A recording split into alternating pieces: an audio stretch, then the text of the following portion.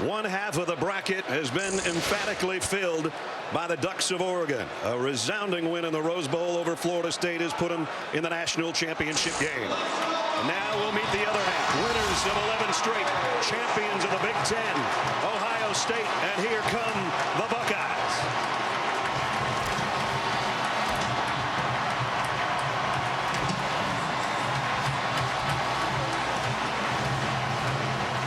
A meeting tonight of two of not only our era's best coaches, but maybe two of the best of all time. Nick Saban won his first title at LSU, 3 in the last 5 years in Tuscaloosa. And Urban Meyer, 2 wins in national title games for the Florida Gators. Head-to-head, they've been there before, too. 2008 SEC championship game, #1 Alabama, #2 Florida. Tim Tebow and the Gators won it 31-20. 2009 SEC title game, #1 Florida, #2 Alabama, and the Tide took that one 32-13. And the 2010 regular season game, #1 Alabama, #7 Florida, and Nick Saban's Crimson Tide won that one 31-6. And now, from Tuscaloosa, winners of 8 in a row, champions of the SEC, the #1 team in the country, the Crimson Tide of Alabama.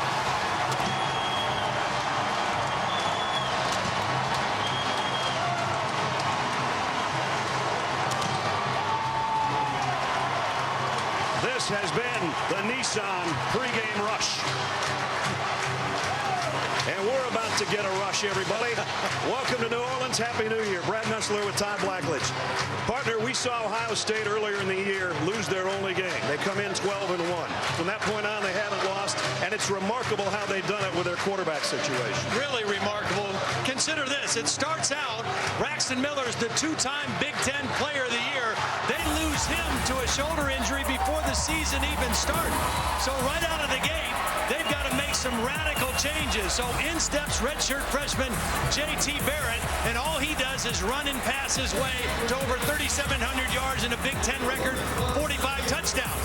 Third man up, Cardale Jones, biggest of all the quarterbacks at 6'5", 250, and the best passer, 257 yards and 3 touchdowns in his only start, the Big Ten championship game. But a different challenge tonight against this Nick Saban-led Alabama defense that's had a month to prepare. Nick told us yesterday when we were here in the Sugar Bowl last year and got hammered by Oklahoma, they said Alabama was done. Yeah. When we lost to Ole Miss in the regular season, they said Alabama was done. I don't know who they are, but they were wrong. And a lot of people were wrong about their quarterback as well. One of the great stories of college football this year, Blake Sims, the senior quarterback. When he was a freshman, they tried to move him to running back. He only had 39 pass attempts coming in this year, and Jake Coker transferred from Florida State, and everybody assumed he'd be the guy. Blake Sims never said a word. He stayed at Alabama. He competed. He won the job. The team rallied around him, and all he did was set a school record for total offense in a single season, and it helps when you have the best receiver in college football to throw to in Amari Cooper. 115 receptions, over 1,600 yards, 14 touchdowns. Keep an eye on number 9 tonight, because Alabama moves him all over the place to find ways to get him the ball. All right, we're going to find out who's going to get the football first as we go down to the field, and our referee, Lan Clark. Gentlemen, congratulations for being here at the Sugar Bowl. I'd like to introduce All-State spokesman Dennis Hayford. He will flip this coin, and we have heads, tails, heads, and tails. Captain, what is the call? The call is tails. Right there, guys.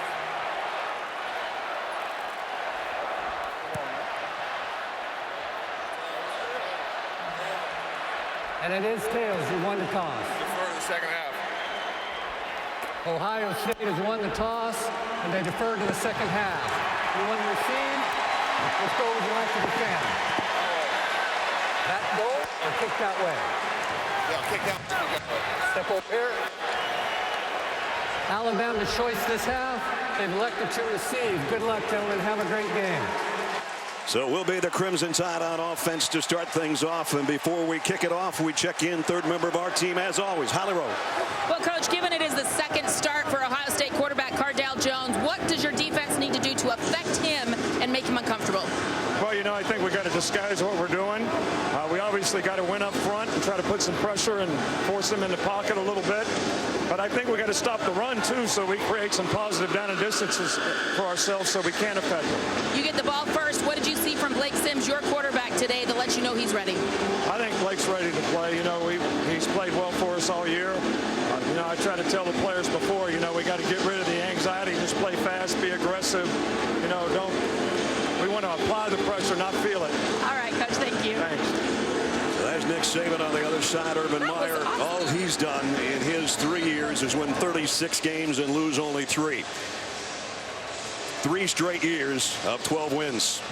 Remarkable job. Took 1 year off to join our business, then got back into coaching after his 2 national championships at Florida. And he's got quite a team. And he said, you know what? Our challenge is, are we good enough? Yeah. He thinks they're going to be a better team next year. Well, he loves how relaxed they were. He loved how his team responded to everything they asked him to do in preparing for this game.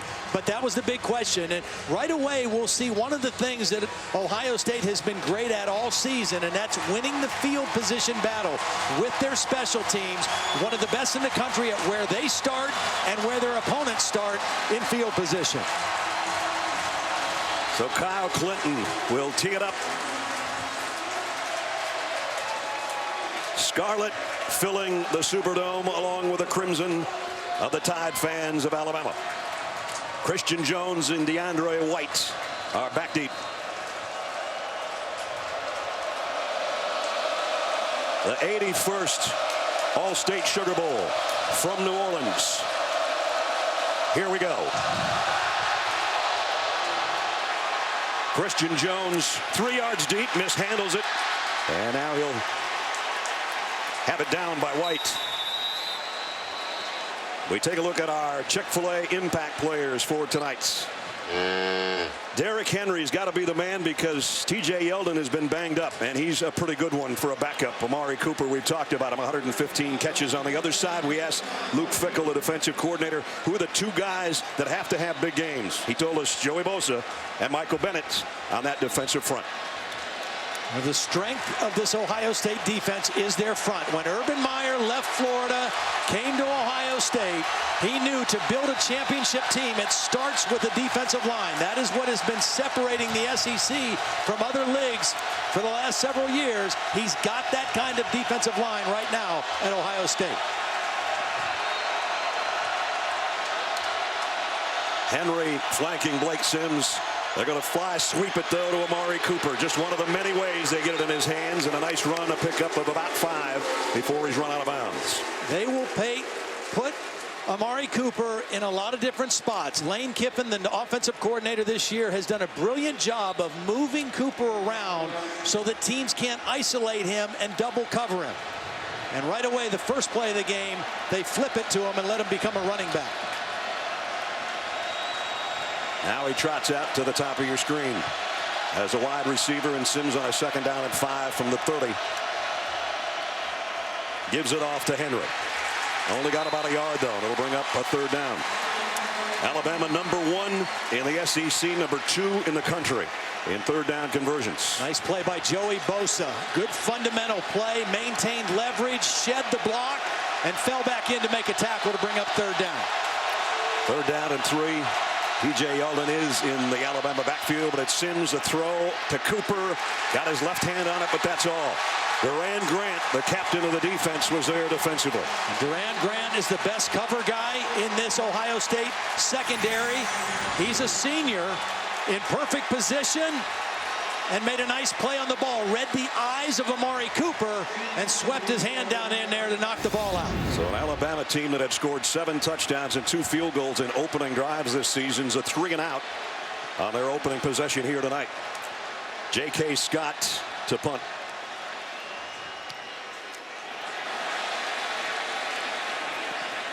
It's going to bounce into the hands of Jalen Marshall, who's dropped by Landon Collins immediately. 50-yard punt and nothing on the return. Cardale Jones has one of the best nicknames in college football. 12 gauge. Well, Sophomore, 6'5", 250. Yeah, and he can really throw it. Now, when Ohio State beat Michigan State earlier in the year, they came out and 8 of the first 9 plays called were pass plays. I would not be surprised to see if Ohio State comes out throwing a lot on early downs in this ball game as well. Urban Meyer said we want to be in 2nd down and 4 and 2nd down and 5, not 2nd down and 10. First down here from the 15. Ezekiel Elliott, and he fights for about 4. Let's take a look at tonight's Chick-fil-A impact players going the other way, and Zeke is one of them. Great season, over 1,400 yards rushing. Devin Smith, their long ball threat, he's something special in that wide receiver spot for Ohio State. A'Shawn Robinson's got to control the line of scrimmage defensively. You already saw Landon Collins make an impact on the special teams. He's an All-American safety. Jones rolls, fires, kind of a wobbly pass, and it's caught by Evan Spencer. Incomplete. Oh, hit the turf. Incredible effort by Spencer. The ball hung in the air quite a while, and he went up with one hand and tried to snatch it. I thought we had an Odell Beckham Jr. thing working there for a second. Wow. You know, we couldn't see it from that angle. Tremendous play on the ball. I'm not 100% sure he didn't catch this time. Yeah, maybe not. That might be the best replay right there. 3rd down and 6 now for Ohio State. Jones getting some pressure, and he'll run with it. And the big fella can run, and he's got a first down and several more yards out across the 30. Cardale Jones is a capable runner. He's not as good of a runner as Braxton Miller or J.T. Barrett, but in a situation like this, when everything's covered downfield, he does have the ability to run for the first down. And on 3rd and 6, he got 12. And now quickly, it's Marshall out of the backfield, and he's still on his feet. Out to the 44-yard line. Ohio State using tempo. Tempo historically has given Alabama's defense a little bit of a problem. They're trying to substitute now, get some fresh defensive linemen in. That was quarterback number 1, quarterback number 2, and quarterback number 3 gives it off. Marshall trying to sweep left this time is dropped by Xavier Dixon, and a loss of 2. And his helmet comes off at the end of the play. Alabama has a lot of depth at the defensive line position. So Jalen Marshall's got to go out because his lid came off, so at least 1 play on the sideline for him. Right now, Ohio State doing a nice job trying to attack the perimeter. The inside of this Alabama defense, very difficult to run against. One of the best in the country, only giving up 88 yards per game. On a 2nd and 13, just a straight handoff to Ezekiel Elliott trying to get wide right, and he got the corner and a hurdle, and now Elliott off the races down the sideline. 1st and goal, Ohio State.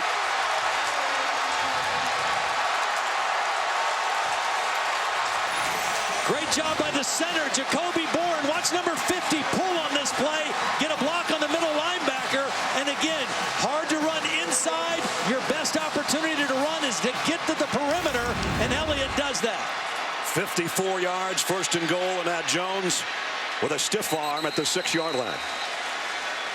This was a designed quarterback run. I don't think we're going to see a lot of designed quarterback run calls for Cardale Jones simply because of the depth problem at quarterback right now. But that time, they tried to line up quickly and call his number and hope that the big fella could get it to the end zone.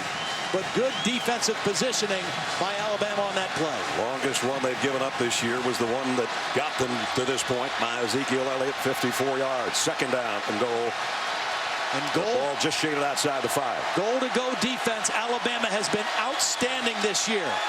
They've only given up 3 rushing touchdowns all season.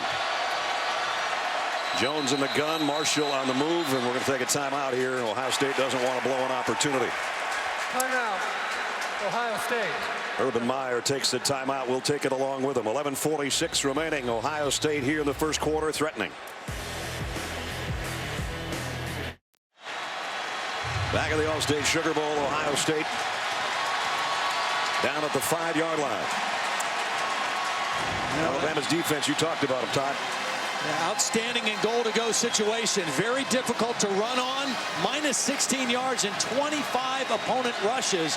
I think that's why Ohio State called timeout. You said it. They don't want to waste a play You've got to have the right play called against this Alabama defense in this part of the field. 8th play of the drive coming up. 6 have been runs, only 1 pass. They fake it to Marshall. Jones pumps once, sidearms it, incomplete, intended for Evan Spencer. And it'll be 3rd and goal.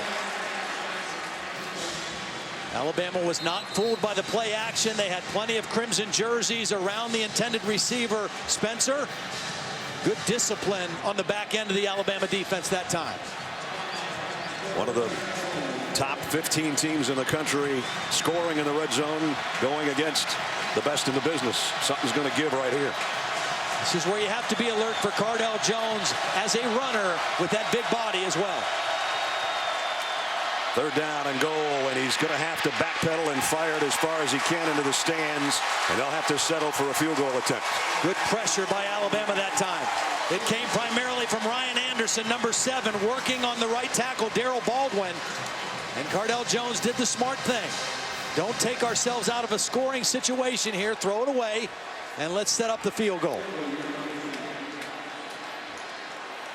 Nurnberger, 11 of 18 on the year. This will be a 22-yard field goal attempt to try to put the Buckeyes on the board first.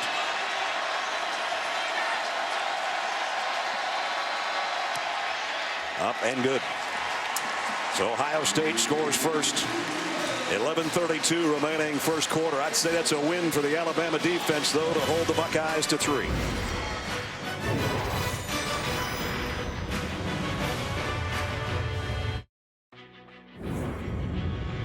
The 2015 All-State Sugar Bowl is brought to you by Allstate, proud supporters of college football. Are you in good hands? AT&T, presenting sponsor of the College Football Playoff National Championship game. Chevrolet, find new roads. And Gatorade. Gatorade knows it all begins within. Win from within. Now an 80-yard drive and 10 plays, but Ohio State only got 3. There's J.T. Barrett sitting right behind Cordell Jones. JT, a sensational season before breaking his ankle. Talked to him yesterday. He's got one of those little cart deals. I guess he's sitting on it right now. And got a bone stimulator also on the side of his cast.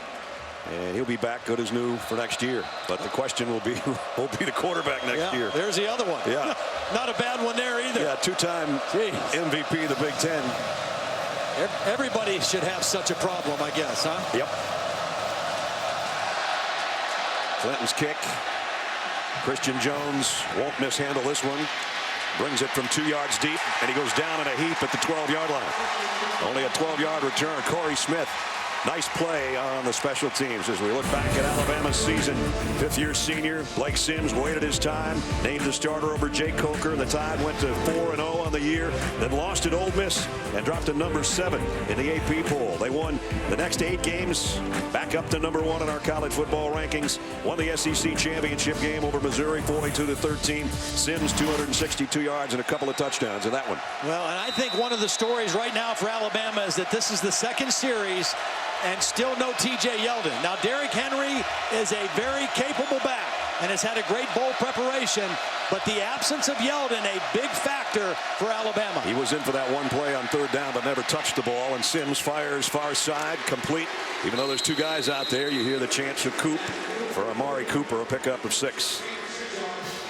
There's TJ. Good first down play. TJ Yeldon, I mean, when you talk about the combination of these 2 guys, both physical backs, Yeldon at 220, Derrick Henry at 240, and they wear you down during the course of a game when both of them are healthy. And here is Derrick Henry, tripped up and dropped for a loss of a yard. See, this is what Ohio State's defensive front needs to do. Get penetration and use their athleticism. Michael Bennett is the guy who got penetration. He didn't get the tackle, but he was able to force Henry to try to bounce that outside. They're not as big as the Alabama offensive line, but they're more athletic. So here's another 3rd down for the Tide. Remember, they were 3 and out on their first one. That's what the Ohio State fans are looking for here. Yeldon in there with Sims.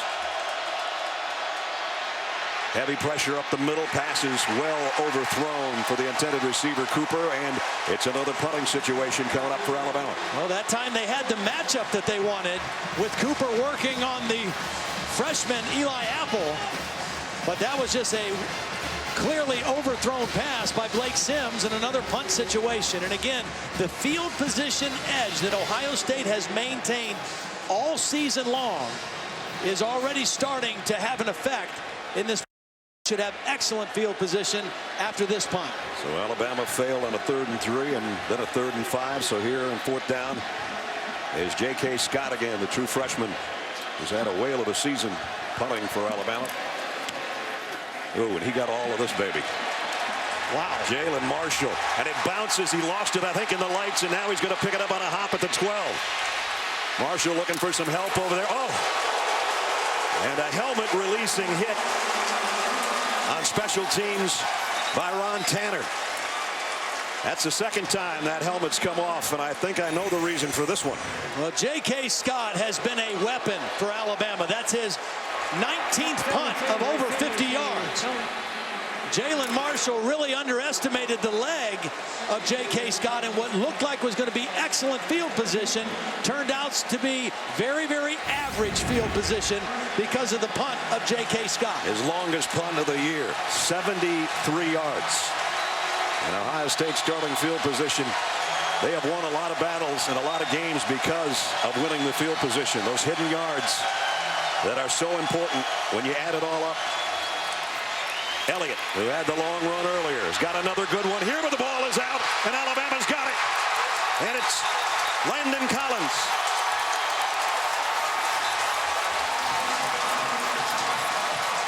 Eddie Jackson with the hit. Collins with a recovery.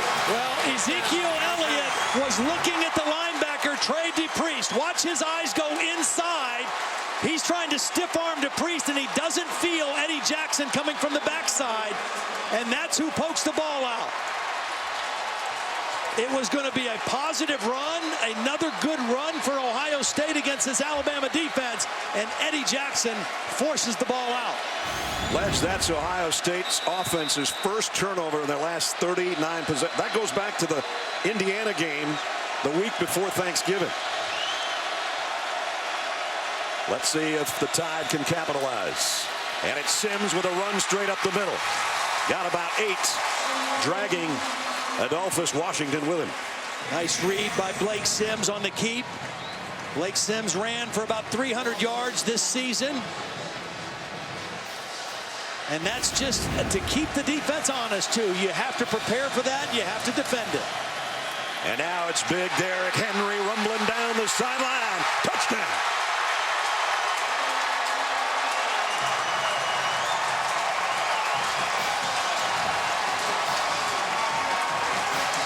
What a block by the left side. The true freshman Cam Robinson, the left tackle, with an outstanding block. Watch number 74. Take Steve Miller completely out of the hole, and Derrick Henry shows you the burst for a big man that is pretty special. Adam Griffith in for the point after.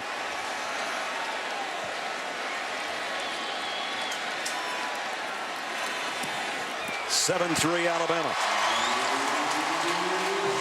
Only took 2 plays to cover 33 yards. And don't let that 241 pounds that Todd talked about fool you. This cat can motor. Derrick Henry, 25 yards for the touchdown, and the Tide on top.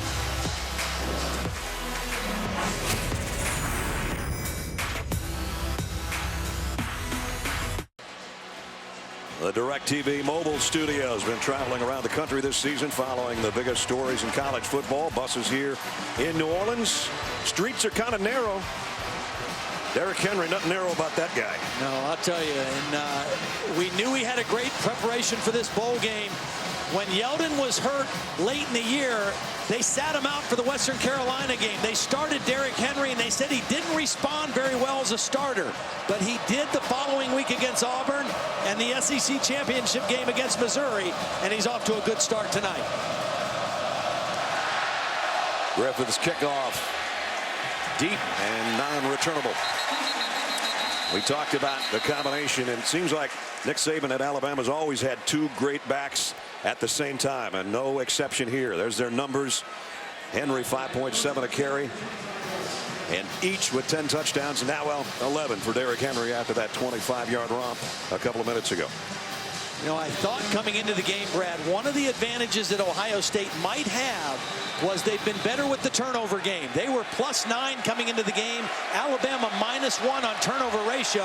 First turnover of the game goes to Ohio State, and Alabama capitalizes. And ask Florida State how big that can be. They gave up 34 today, points off turnovers. Elliott was at a big run, but a fumble. Carrying it in his right hand, but still got the first down. But you see the philosophy for Ohio State. A lot of people think that Ohio State or Big Ten teams don't have the speed that they have in the SEC. Ohio State has SEC speed. Ezekiel Elliott can run as fast as any back in the SEC, and they're attacking the perimeter. The strength of the Alabama defense is if you try to run inside. Ohio State says, we're going to run this outside and make these big guys run and get tired. Noah Brown in as a fullback. Throws thrown away by Cordell Jones as we check in with Holly. Well, guys, on that last play, I watched Alabama linebacker Denzel Duvall really trying to chase Ezekiel Elliott, but he couldn't get there. Keep in mind, he is very banged up. Kirby Smart, the defensive coordinator for the Crimson Tide, saying, hey, if we can get 15 to 20 plays out of Denzel, that will be fantastic. But he is not 100%. You saw it on that speed trying to catch Elliott. Louisiana native, a big one. They got some big linebackers and always have had. Second down and 10. Elliott straight up the middle. Not much there. Yeah. See, that's where it's hard to run because of how big they are on the inside. They have big defensive linemen, and they have lots of them. And their two inside linebackers are both over 250 pounds. But you have to do that every so often just to keep them honest. Urban told us yesterday there are tree stumps in there. Yeah. Kirby Smart, defensive coordinator, one of the best around at what he does. Third down and 8. Jones hasn't connected yet in this first quarter. Not going to get a chance here either, but he's going to run for it, and he's got the first down and quite a bit more. 20 yards, Cordell Jones. Well, when you bring pressure, if you don't get home, you leave yourself vulnerable to this. Nice move. He just faked out number 93, Jonathan Allen, who was unblocked. And you see the running ability straight ahead of Cordell Jones. He might not want to hurdle somebody at the end of a 20-yard run, though. They don't want to have to go to a backup quarterback number 4. I think they need to challenge deep at some point here with Devin Smith. The step in, the step back, and the throw on the sideline is incomplete again, intended for Jalen Marshall. See, right now, what Alabama is trying to do is defend the run with two safeties. That makes them stronger in the pass coverage. If Ohio State is able to run successfully and force Alabama to bring a safety up into the run defense, then they'll have openings down the field to throw the football. See, right now, Ohio State has one safety, and Ohio State is changing the play at the line of scrimmage. 3 wideouts, including Elliott, the running back, in a slot to the bottom of your screen. They have yet to hook up with Devin Smith, their long ball man. It's going to be a run all the way here. Jones in trouble. Down he goes about at the line of scrimmage. You maybe got a half yard. Landon Collins showing why he's an All-American as he comes up to make the hit. Tom Herman, the offensive coordinator, right there with the glasses, the new head coach at Houston, will join his that job when his duties here at Ohio State are done, whether it's after tonight or after next week. Third and long situation now here at the 41-yard line. 2 times on third down, Cordell Jones has scrambled for a first down. Let's see if Alabama doesn't drop more guys. They're going to bring an extra one, including Collins, and the ball is long and caught by Devin Smith. All he does is catch long passes. He is as good of a deep ball receiver as I've seen in college football. He judges the ball. There were 2 defenders. Eddie Jackson and Jabril Washington were there, and he ran by two. That's just poor fundamental defense, particularly for the safety, Washington, to let somebody run by you on the back end of the defense. But Devin Smith judges the deep ball and catches the deep ball as well as anybody I've seen. He's got 29 career touchdown catches. They average 37.6 yards. And 9 touchdowns on passes of 20-plus yards. Here's another one. They're taking a look at this, but he got his right foot in before he skipped out of bounds at the 1-yard line. Well, and this has been the Achilles heel of the Alabama defense this year. As good as they've been against the run, they have had major problems defending the deep ball. That's the 40th completion of 20 yards or more against this Alabama defense. Auburn burned them bad in the Iron Bowl a couple weeks ago by just throwing the ball down the field and letting those receivers go after it. And that's what Devin Smith does as well as anybody. I don't know what, if any, effect it would have had on that ledge, but Landon Collins came on a blitz, so you're one safety short right there on that pass. There's what Todd's talking about. Well, Cordell Jones on 3rd down on this drive. On 3rd and 8, he ran for 12. On 3rd and 9, he hooked up with Devin Smith for 40. And so here the Buckeyes are knocking on the door. 1st and goal at the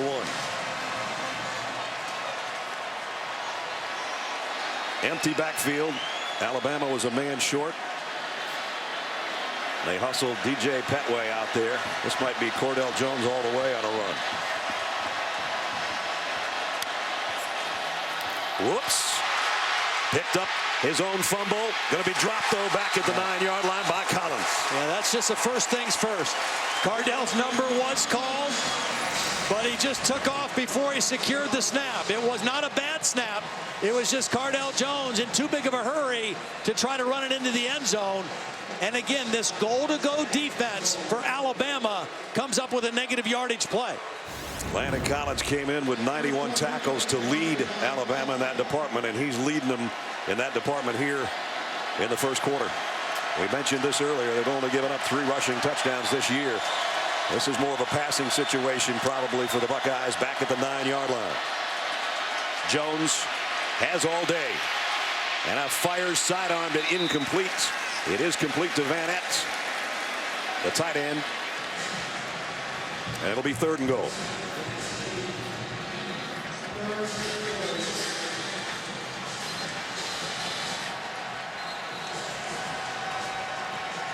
Trying to regain the lead. The Buckeyes trailing 7-3. And again, Alabama changing up its defensive personnel. Ohio State's offense already waiting at the line of scrimmage, which is just inside the 4-yard line. Alabama going to more of a nickel defense. Pass rushers instead of run stoppers. Jones. Quick drop, quick throw, incomplete. It was Marshall, the intended receiver, and it was broken up by Nick Perry.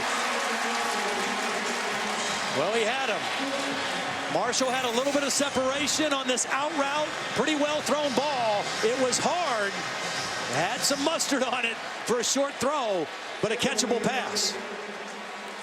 And again, you go back to the mishandled snap when they were right about the 1-yard line that set them back. And now they have to settle for another field goal attempt. Ernberger had a 22-yarder earlier in the quarter. This one will be from 21. And from the right hash. Trying to make it a 1-point game. Ernberger does with 5:18 remaining in the 1st quarter. But again, Alabama's defense dug in when they had to and forced the field goal.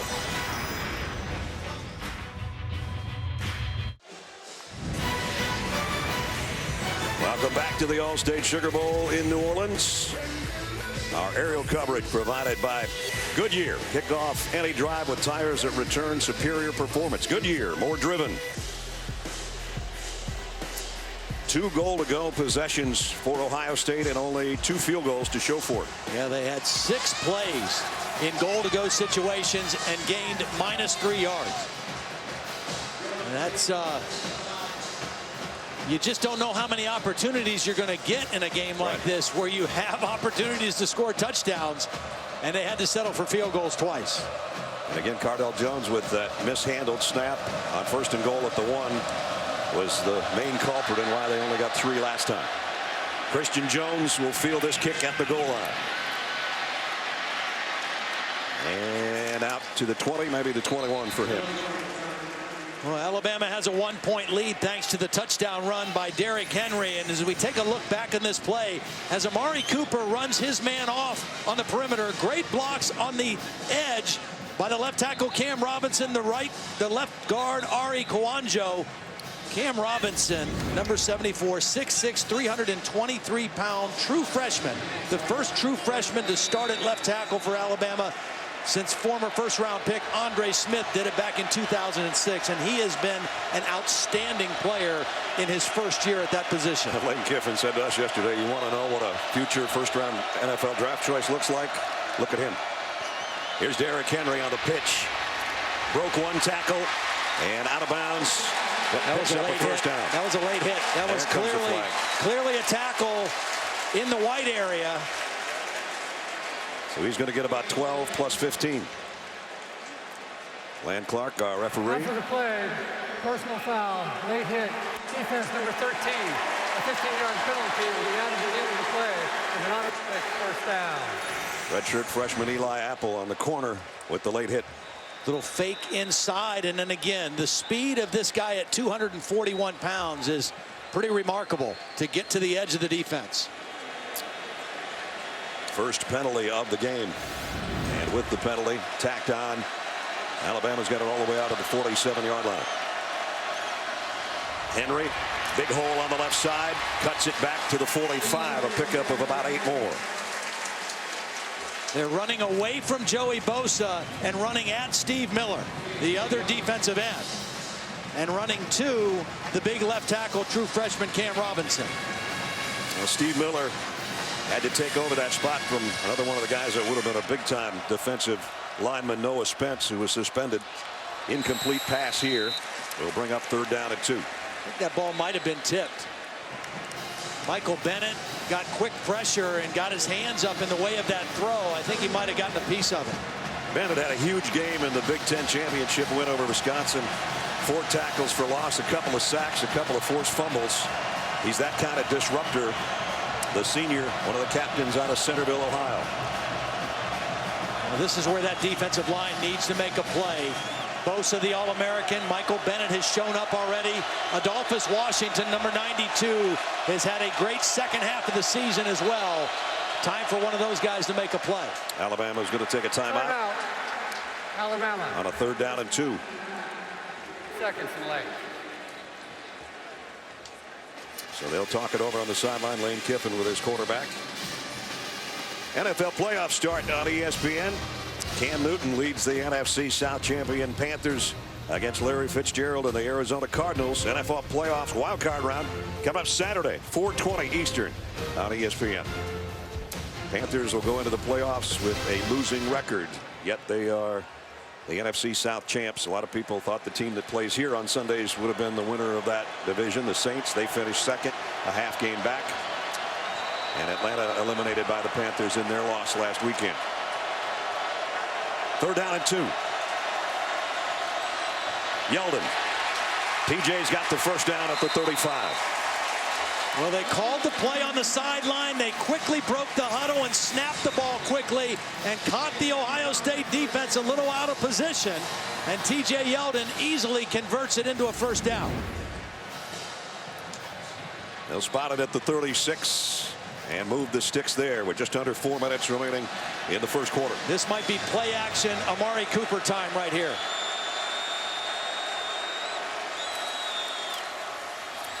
Henry, boy, planted his foot and cut back inside the 30-yard line. 7 yards more. Well, they have found what they like on that side, and you always have the ability of the quarterback to read that and keep it off that same action if they overplay it to the outside. Henry straight up the middle, diving for what appears to be the first down. Diving right over Joey Bosa. One of the guys that's really critical for this Alabama offensive line is their center, Ryan Kelly. Very valuable member, makes all the protection calls, all the blocking calls. when he got hurt in the Ole Miss game, it really affected them. Not only in that game that they lost, but the following week against Arkansas, they played without him, and it was probably their worst offensive performance of the season.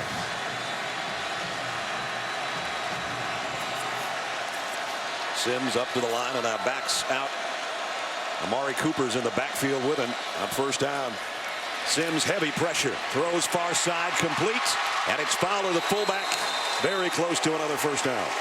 See, by putting Amari Cooper in the backfield, you know he's going to attract a lot of attention. He stayed inside, and the defense focused on him, and they let Justin Fowler alone on the outside. Cooper went in motion out of the backfield, and Fowler was wide open on the sideline. So Alabama back in the red zone with the first down at the Buckeye 15. And that's not too good.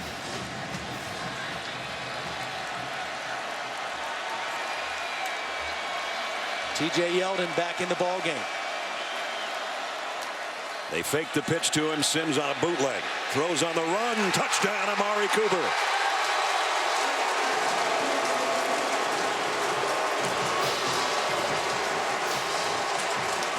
Wow, he just turned Duran Grant around.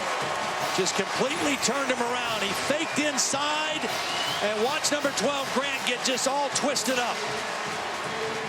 And that's an easy throw and catch for Blake Sims to the best wide receiver in college football. 15th touchdown reception of the year for Cooper. And for Blake Sims, touchdown pass number 27. Extra pointers right down the middle. 79-yard drive in a little over 3 minutes.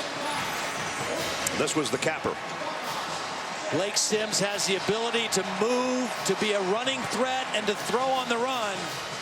Nice little misdirection off the bootleg. And Blake Sims finds his favorite target. Favorite by quite a bit, yeah. As a matter of fact. Not that DeAndrew White's not a good one, but he's only got 37. Yeah. And that was number 118 right there on the touchdown catch.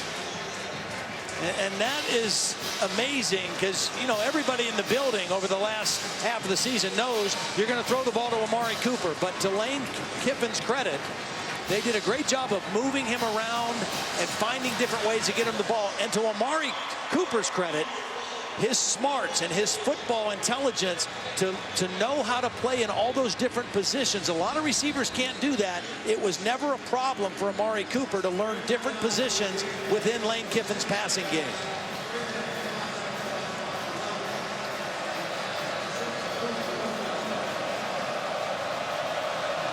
Curtis Samuel waiting back deep for Ohio State, and he'll get a shot at this one from the 2-yard line.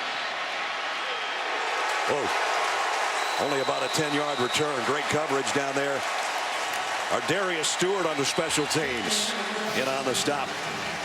Well, celebrating its 10th year sponsoring the Good Hands Field Goal Net, Allstate makes contributions to participating universities' general scholarship funds for each field goal and extra point kicked. And since 2005, Allstate's contributed more than $3.8 million in scholarship funds.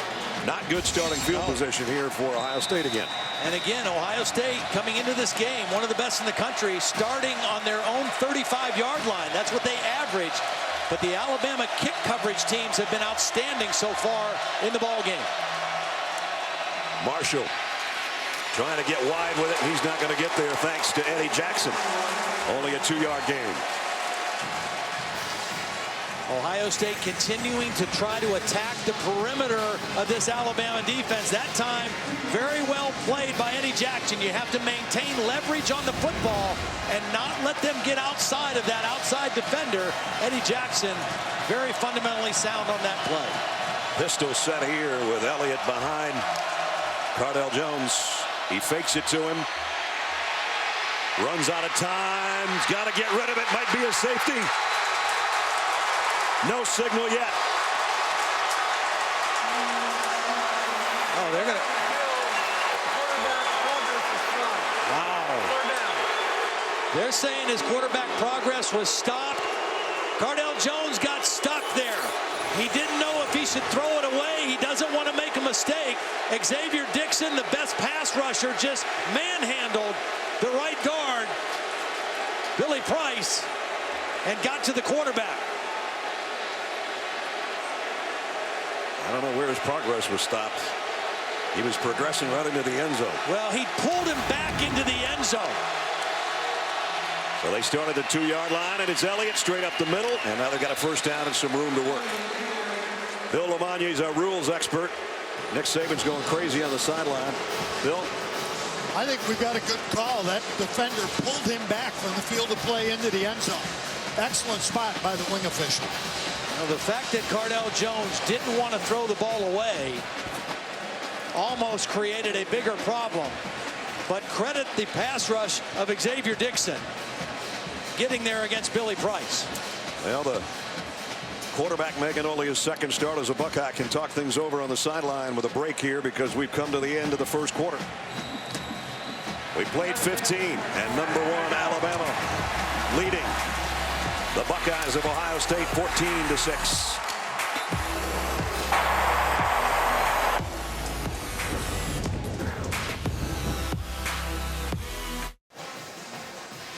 Welcome back to the All-State Sugar Bowl here in New Orleans. Just about set to start the second quarter.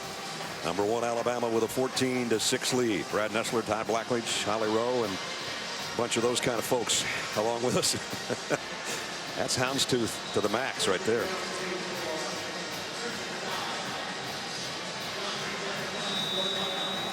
Alabama, a couple of touchdowns. One on the ground by Derrick Henry. One on a Blake Sims to Amari Cooper touchdown pass. Cameron Johnston's got a punt from near his own goal line. Christian Jones has had some big punt returns and kickoff returns over his career for Alabama. He's back deep. And he's going to have a play on this one at around the 30-yard line. Reversing his field. Not anybody over there to block for him, though. And he gets about 6 on the return before he's run out of bounds by Cam Williams. Well, pretty good return by Christian Jones, but I want to go back to the opening kickoff, and this could have been a disastrous play for Christian Jones. Because he touched it, this was a live ball. That's why there's no official signal.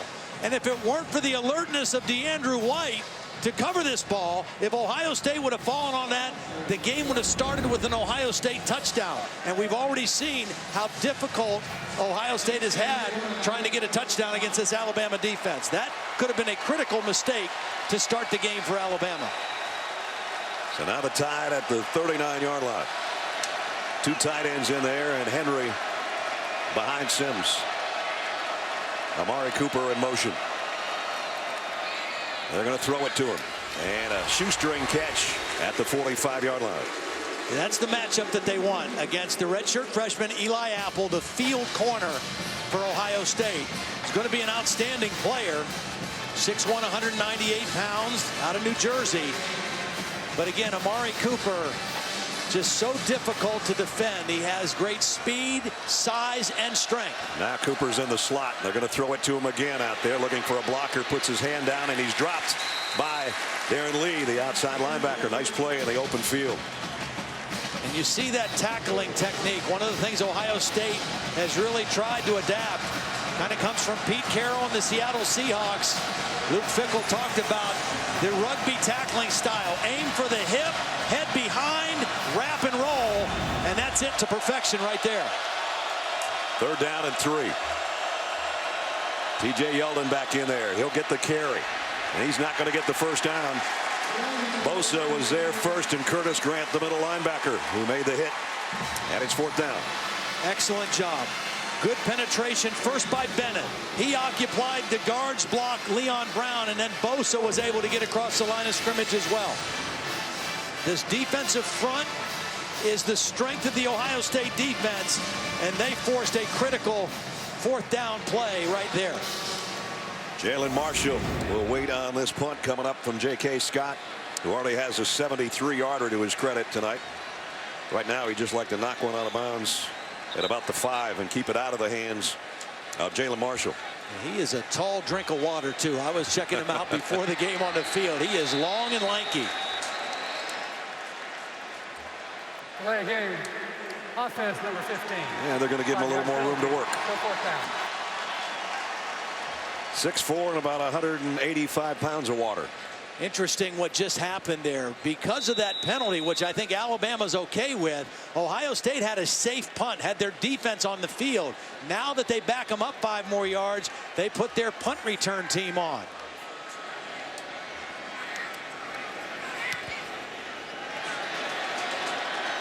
Fair catch, taken around the 5. Nice kick. Nothing else Marshall could do about it. 53-yarder with great hang time. So Ohio State trailing 14-6, but they've got it back in Cardell Jones and his offense waiting on the other side of this timeout.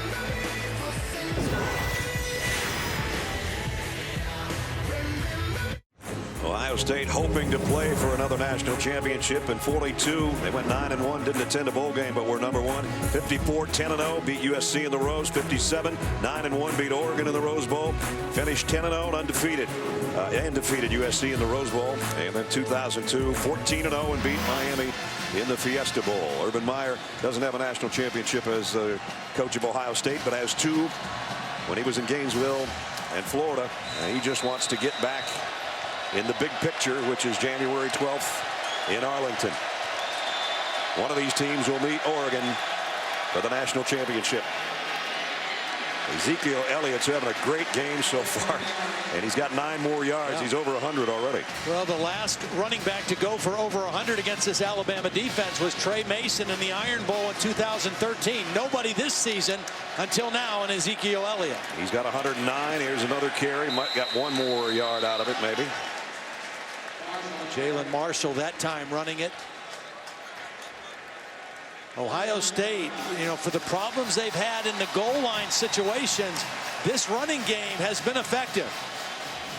Mostly outside on the perimeter, stretching out this Alabama defense, making those big guys run. And the biggest one, of course, was the 54-yarder by Elliott earlier in the game. What that does is it sets up play action, and Ohio State loves deep crossing routes on play action. Jones straight drop here. Pressure coming. Again, he retreats near his own goal line. Throws, and it was caught for about a 1-yard gain by Michael Thomas. He comes in as their leading receiver. Well, you see why Alabama wanted to get 15 or 20 plays out of Denzel Duval. Even though he's not 100%, he is an outstanding pass rusher as a stand-up defensive end. He's a very versatile guy, and he was the guy that forced Cardell Jones to leave the pocket on that play. They completed the pass, but no gain on it, so it's 2nd down and 10. Empty backfield for Cardell Jones. 5-man rushing, and 1 got a hand on it. Nice pressure. Might have been A'Shawn Robinson. Yeah, A'Shawn Robinson ran right through Billy Price, the left guard. They are big and physical up front. Watch 96 run right through 54 and get a hand on the football.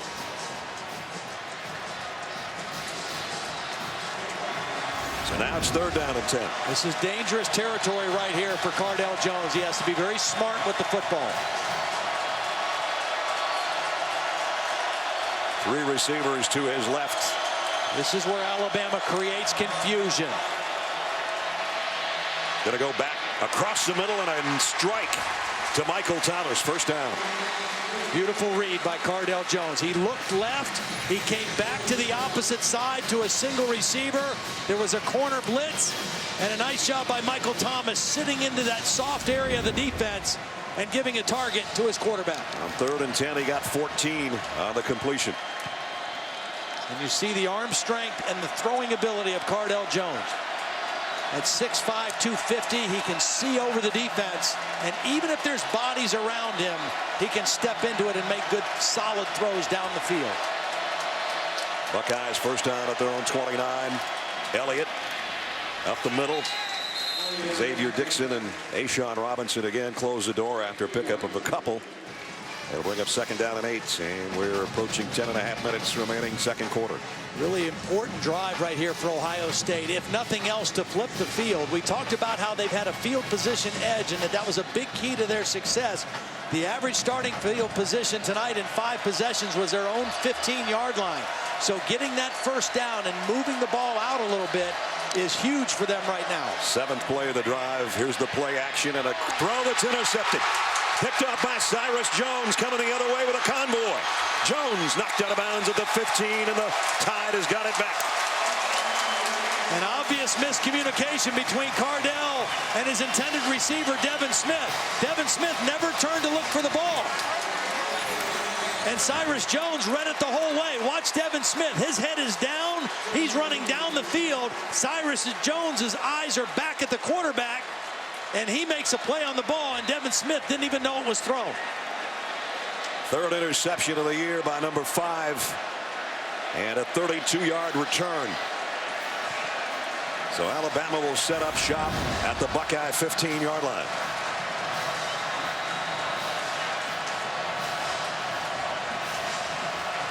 Derrick Henry, as you look behind him in the backfield with Sims. 2 tight ends, power set. Sims flushed out of the pocket, throws to the sideline, and completed it down around the 11 to his tight end Vogler. Very nice poise by Blake Sims that time. Joey Bosa coming on pressure, and Blake Sims just kept drifting back a little bit to buy some time and then complete the pass to Vogler. Remember, 1 turnover in their own territory only cost them 7 points. Could happen that they're going to add to it here. As Alabama on 2nd and 6, just a little lob out to Vogler. He had to catch it twice. He's going to be short of the first down by about a yard.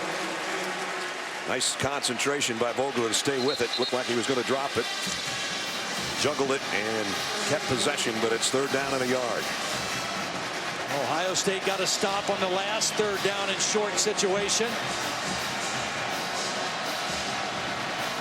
Last 16 possessions, they've given up 12 touchdowns. They don't want to bend and let the Tide get a quick one here. They're up to the line in a hurry, and it's Yeldon. And I don't think he got there. Nice play by the Buckeye defense. Lee and Perry, the linebackers. Well, it starts up front. Good penetration by Michael Bennett again. He doesn't get credit for the tackle, but his ability to take up 2 blockers and stay in the hole forced T.J. Yeldon wide and brought up 4th down. Alabama's 8 out of 11 on 4th down conversions this year. They're going for one right here. Huge play for both teams. Yeldon's a tailback. He'll get the call and the first down. 1st and goal, Alabama. See, that time Ohio State did not get penetration, and that enabled T.J. Yeldon to get a full head of steam hitting up into the line of scrimmage. See, no white shirts across that line of scrimmage, and an easy conversion for T.J. Yeldon. Short yardage, offense and defense is all about leverage. The low man wins. That time, Alabama was the winner. 1st and goal just outside the 1. It's Yeldon again, and he'll walk in. Touchdown, Alabama.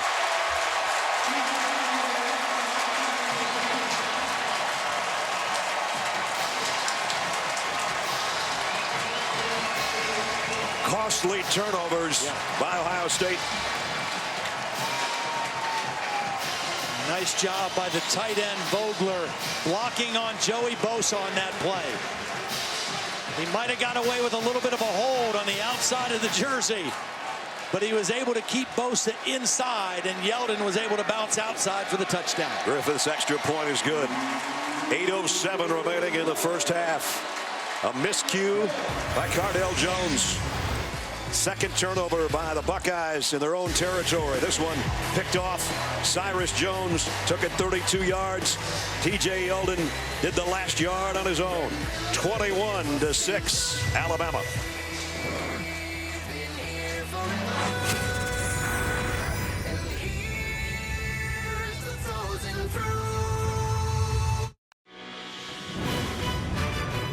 The 2015 All-State Sugar Bowl is brought to you by Allstate, proud supporters of college football. Are you in good hands?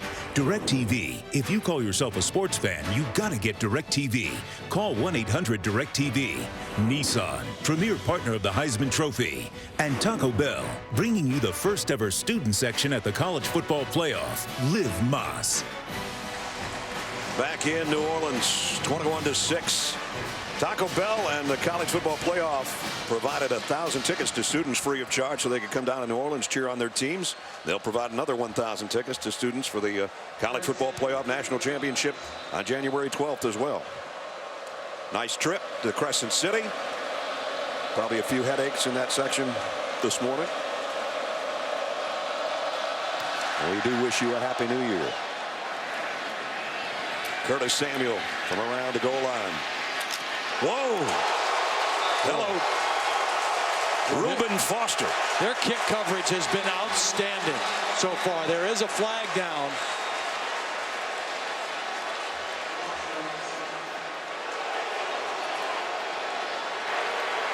Unsportsmanlike conduct.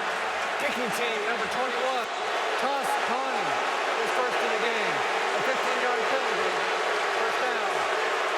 That's Maurice Smith, number 21. And celebrating the hit by Reuben Foster, I guess. But this was a serious hit. High kickoff, good disciplined coverage. There's the hit by Foster. I didn't see. And there's the taunt. No, he stood right over top of him as he was on the ground. There's the hit, good clean hit. And then after this, there's Maurice Smith standing over top of him. Okay, good call. That's a good call. Yep. Best starting field position for Ohio State because of the penalty. They work from the 29 with 8 minutes, 2 seconds remaining till halftime. Elliott, a tough yard. That's about it. You know, when we talked to Urban Meyer the other day, he said when talking about Alabama, you put on film, you say, where's a weakness? You're always looking for weakness. There are none with Alabama. So when that's the case, you cannot help a team like that. And Ohio State has helped them. They've turned the ball over twice. They've not converted when they've gotten the ball inside the 5-yard line when they could have scored touchdowns. And it's hard to beat a complete team like Alabama when you help them. Flags are down as Elliott's going to go down at the line of scrimmage. Reggie Ragland and DJ Petway out to make the hit. One of the things that's impressive to me about this Alabama defense and their defensive front is the depth. They have 8 to 10 guys that they rotate through those defensive down 3 or 4 guys. And they all kind of look the same. Offense, too many players in the backfield. That penalty's declined.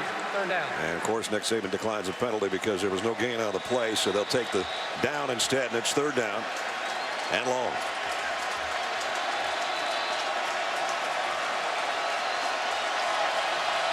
Cardell Jones needs to be on target on this third down and 10.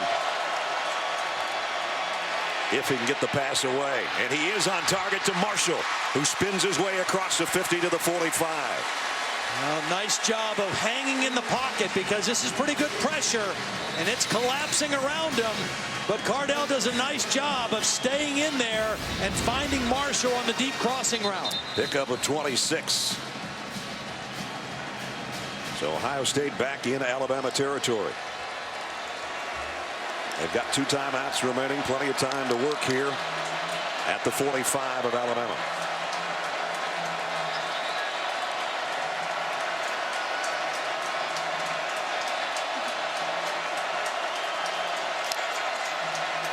Whoops. Elliott took a step forward. Yeah. Again. He lost his balance just preparing for the play to start. 5-yard penalty. Still first down. This is the area of the field where Urban Meyer and Tom Herman like to take deep shots down the field. Once they get inside the 50, now that penalty backs them up to the 50. But this is still the area where they like to try to attack. Devin Smith, their deep threat guy, is down here at the bottom of the screen. On 1st and 15, empty backfield. Pump fake by Jones. Throws off his back foot, but he completed it. Very short gain. Actually got 6 out of it, beg your pardon. Back across the original line of scrimmage to the 44.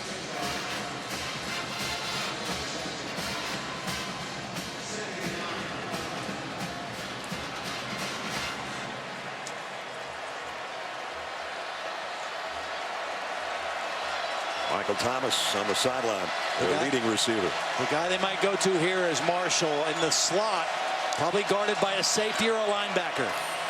Jones fires far side into coverage, incomplete. Intended for Corey Smith, and a nice play by Eddie Jackson. Yeah, Eddie Jackson just squatted on that route.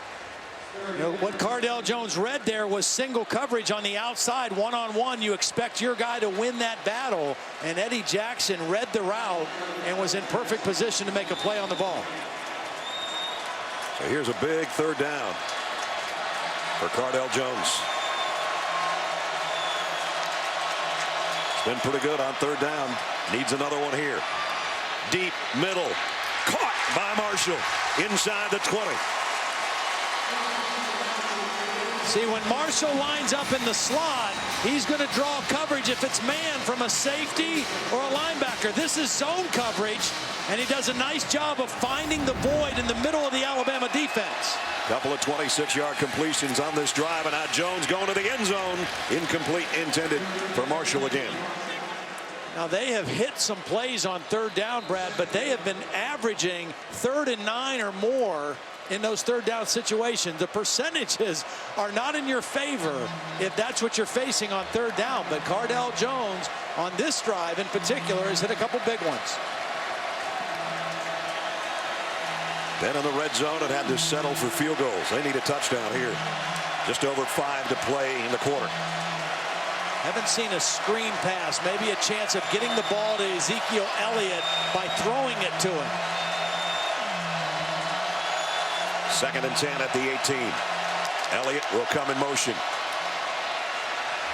That's where he's going with the football, just as Todd called it. Almost ran out of bounds, but stays in, and he's got it down inside the 10-yard line. The reason that was such a good call by Tom Herman is because Alabama's defense has done a better job defending Ezekiel Elliott running the football. So find a way to get him the ball where there's not so much traffic around him. Throw it to him. They're going in a hurry. Only got about a yard on it. They lined up and snapped it. It'll be 2nd down and goal. Well, this is absolutely critical that Ohio State scores a touchdown here. Not only because they're behind 21-6, but this is the 3rd time they've been in goal-to-go situations, and they've had to settle for field goals on 2 times. They have to find a way to get the ball in the end zone here. Curtis Samuel in the backfield with Jones, who's calling for it. Rolling to his left, comes back to his right. Nice play by Eddie Jackson on the tight end Van Ett. Oh, I guess he threw a flag. That came late. I guess he was a little bit early. He made contact. He was making a play on the ball. He got there a little early because the ball was floated. The ball was so soft coming out there.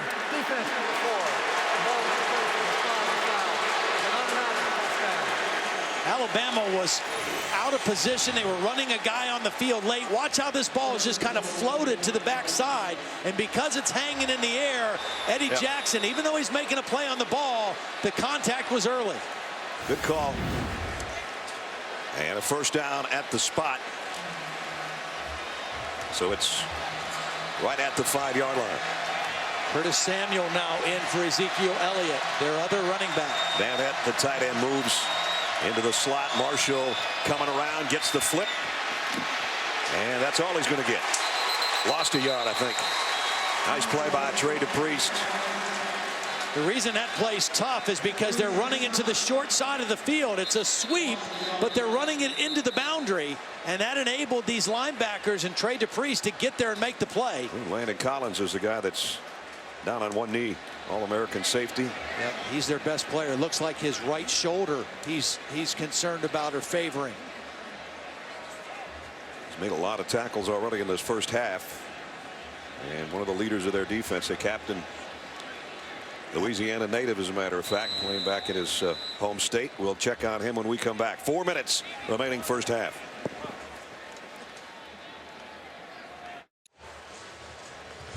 Landon Collins is headed to the locker room for Alabama. There he is. We went back 2 plays because the previous play he looked to be favoring his right arm or shoulder, trying to help out on the tackle. So we went back 2 plays, and this is how he was injured. Yeah, Evan Spencer, who's a 210-pound wide receiver and an excellent blocker. A good clean block, and you could see right away after the contact Landon Collins favoring that right arm or right shoulder. Jarek Williams will come in to take his spot. But the story for Ohio State continues to be 8 goal-to-go plays, -5 yards. Only one of them has gained any positive yards. They have to find a way to get this ball in the end zone. Second down and goal at the 6. Elliott with Jones in the backfield. Gets the carry. Slipped a little bit. Keeps his legs moving and got to at least the 4, maybe inside the 4. And now we got an Ohio State player down. That's Jacoby Boren, the center. A very valuable member of this offensive line as well. This offensive line, when the season started, they replaced 4 starters. And they weren't very good in the beginning of the year. We had the Virginia Tech game. They struggled as a unit. But they have gotten better and better. It's been the same 5 guys that have started the whole season, and they have gotten better as the season has worn on. But Jacoby Boren is the leader, and now in a critical 3rd and goal situation, a new center coming into the ball game, Chase Ferris. They better get some snaps with Cardell Jones right now on the sideline. Boren in the middle of the pack there. Not the biggest center in the world. Got rolled up on badly from behind.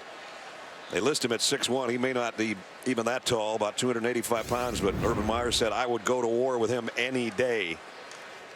How tough he is. And he's trying to tough it out right now. And Pat Elflein, who is the starting right guard, is going to be the center. Chase Ferris, number 57, is going to come in his place at guard, I believe. Elflein doing the smart thing right now, taking some snaps on the side, leading up to this critical 3rd down play. And Boren looks to be up and at it anyway. And he gets right into that offensive line huddle to try to fire him up as he's got to come off the field. You just cannot settle for another field goal here. Not only does it keep you behind on the scoreboard, but psychologically, it'll wear you down. You got to find a way to crack the code here and get into the end zone. On this drive, they've converted a 3rd and 10 and a 3rd and 9. They want to get a 3rd and goal right now. Marshall crosses the field. Elliott leads the way. Touchdown, Ohio State.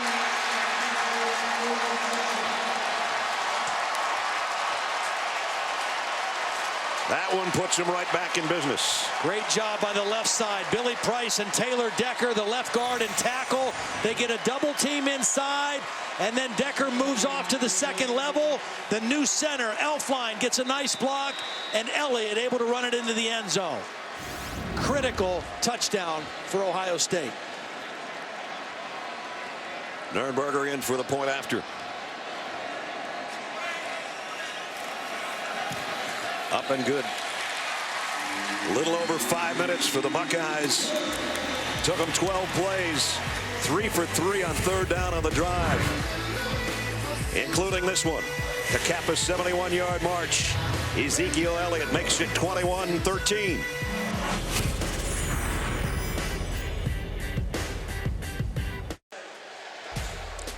The National Championship Trophy presented by Dr. Pepper will be handed out on January 12th in Arlington, Texas. And the winner here tonight will take on Oregon. Big win by the Ducks in the Rose Bowl earlier today over Florida State. And so at 8:30 Eastern on the 12th, we'll figure out who's the best in college football. Everybody saw the points that Oregon scored, and you automatically think Marcus Mariota, and he had a great ball game. But that Oregon defense was pretty salty today against Jameis Winston and the Seminoles. Christian Jones and DeAndrew White waiting on the kickoff. Jones runs up on it at about the 3-yard line. Trying to get it to the middle of the field and goes down to the 10. Great coverage again. That's the second time Corey Smith's made a big play on special teams tonight. Perfect kick and great coverage. We'll go back to the Ohio State touchdown. I think Alabama was expecting pass, and the motion by Jalen Marshall is going to just kind of freeze these guys a little bit. They don't attack the line of scrimmage, and that enables Ohio State to get into their blocks and get the ball in the end zone. Alabama thinking pass on that 3rd down, and Ohio State hit them with the inside run for the critical touchdown. Last couple of games, For Ezekiel Elliott, how big has he been? 220 in the win over Wisconsin, the Big Ten title game, and 117 tonight. He, I think, gets overlooked a little bit when he came in with over 1,400 yards rushing, but that's because as Landon Collins is coming back out. You think about the Big Ten and some of the backs they have. Melvin Gordon, obviously, Wisconsin. Tevin Coleman from Indiana.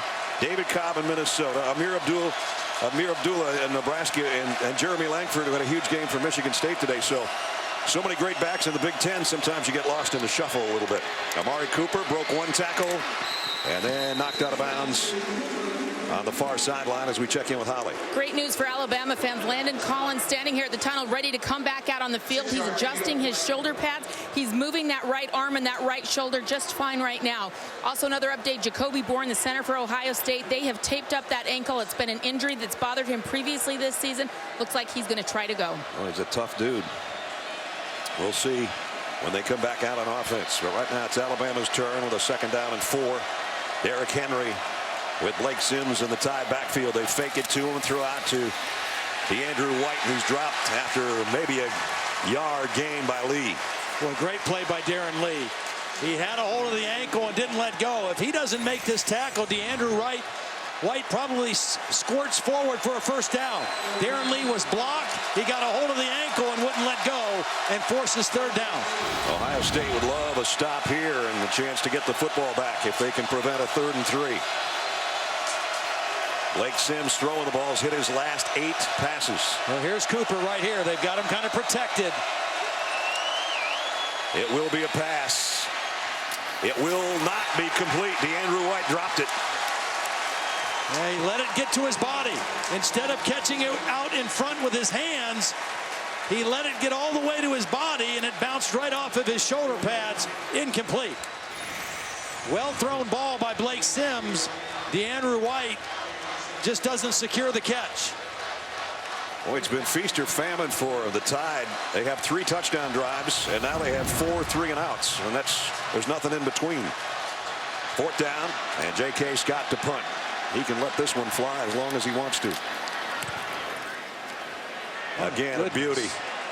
Fair catch called for way back at the 22-yard line by Marshall. Well, that is a weapon now to have a punter like that.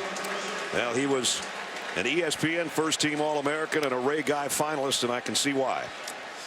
Now, Capital One Bowl Mania continues tomorrow. Number 11 Kansas State taking on number 14 UCLA and the Valero Alamo Bowl at 6:45 Eastern on ESPN. Then Washington will battle Oklahoma State in the Ticket City Cactus Bowl at 10:15 tomorrow. So that's your Friday night viewing tomorrow on ESPN. Right now, the All-State Sugar Bowl 21-13. Ohio State with the ball back, 1:32 and a couple of timeouts to work with.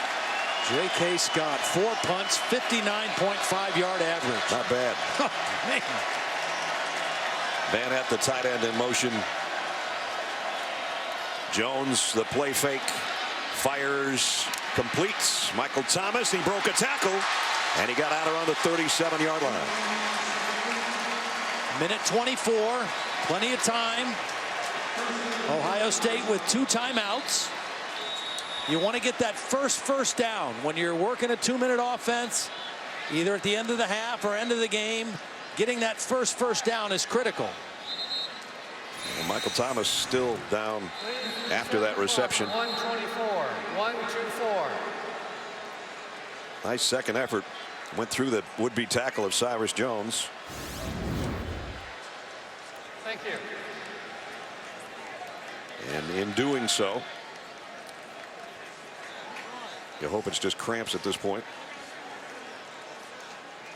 1:24 left.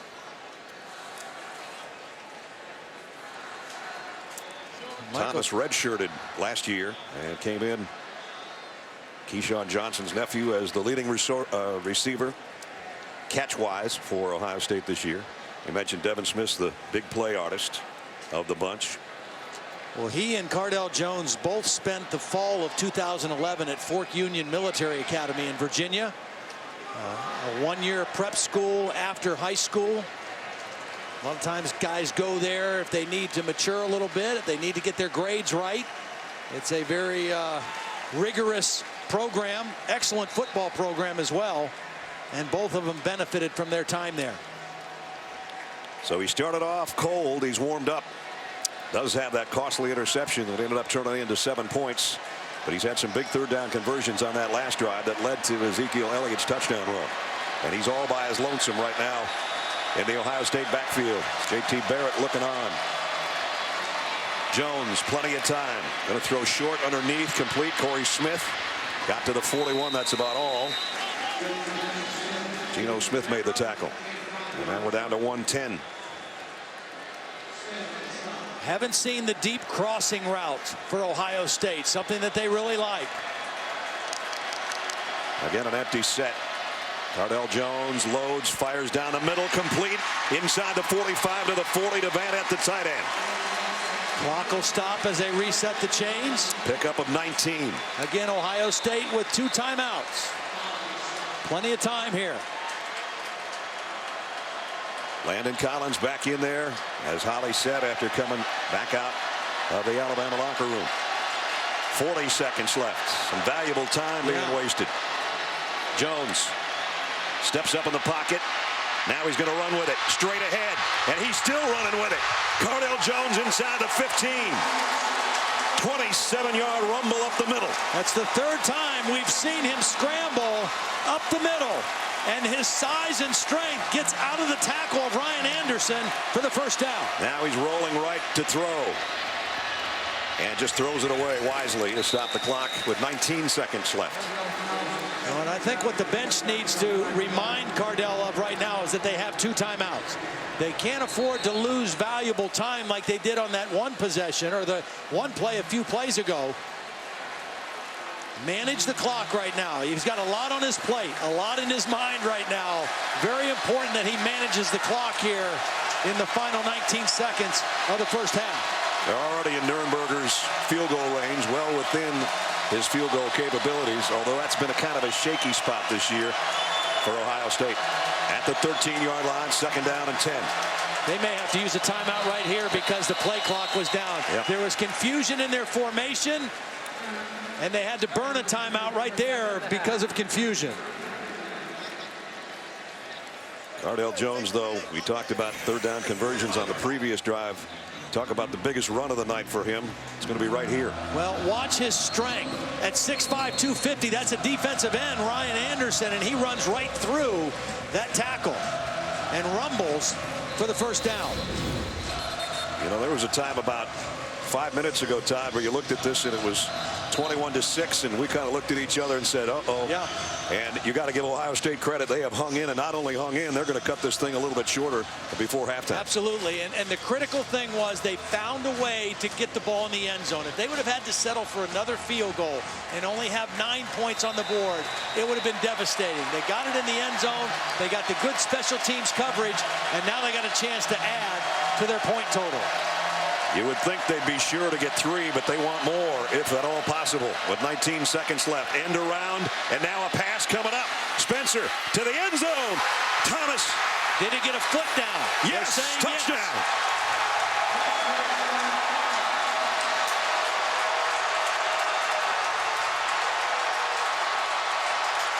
Boy, did they ever do it with style, huh? Well, Cyrus Jones is in perfect position. This is not a play that fooled Alabama, but the ball is thrown in the right spot. Did he get a foot down? Wow. I think he did. There's his left foot. There's still some green showing before you see the chalk. Wow. What a catch and what unbelievable balance to stay in bounds. What a catch, but what a throw by a wide receiver. Evan Spencer threw that ball in the only place that his guy could make a catch because Cyrus Jones was in perfect position to make a play on the ball. It had to take a perfect throw and an acrobatic catch on the other end. Evan's dad, Tim, who was a great one in Columbus when he was a Buckeye, and his kid just lit up the crowd with that touchdown throw to Michael Thomas. Beautiful. 13 yards. And while they're continuing to look at it, it's 21-19 right now with 12 seconds to go. I mean, Cardell Jones could not have thrown that ball any better. Evan Spencer put it in the only place he could. After review, the rule on the field is confirmed. Touchdown.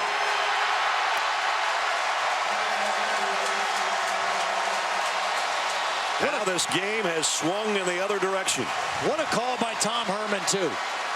19 seconds left in the half.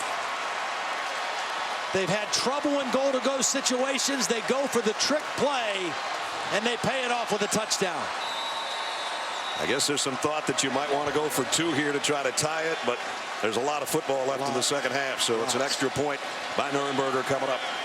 And Ohio State won the toss and deferred, so they'll get the ball to start the third quarter with momentum.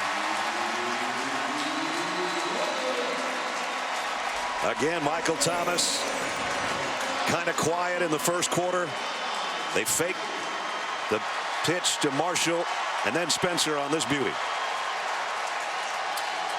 Ohio State with 348 yards of total offense in the first half against this Alabama defense. That's beautiful. That is. 14 unanswered points in the last 2 minutes and 43 seconds. And it can change just that quickly. And now we got a ball game. Let's check in with Holly. Well, Urban Meyer has long told us that Evan Spencer is a program guy that does everything right. He said he does so much for that. I trust him with everything. Coach really backing up those words, trusting him in a huge goal line situation right there. To throw a pass, that really is everything for the senior wide receiver. An outstanding blocker on the perimeter. Doesn't get the ball thrown to him that much this year. Only 14 catches coming in. But outstanding blocking on the perimeter. And in that case, can't throw it any better. Nope. And once he let it go, he knew it.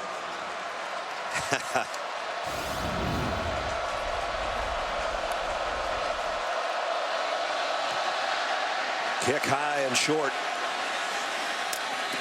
Jones runs up on it at about the 17, and he'll get out to the 29, maybe the 30. But just 6 seconds remaining now. I would expect Alabama to just take a knee here.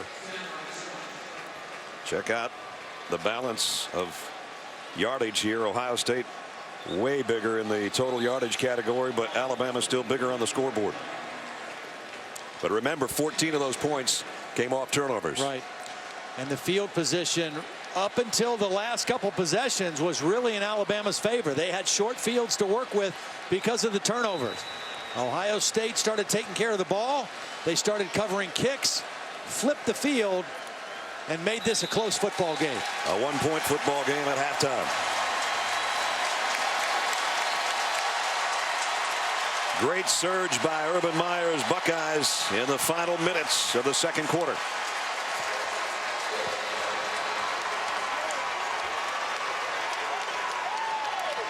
AT&T brings us inside the headset as we head down to Holly Rowe. Well, Coach Saban, what do you have to change to account for Cardale Jones, their quarterback, as a runner? Well, I'm not worried about the runner. I'm worried about third down. I mean, they've converted every third down except maybe one.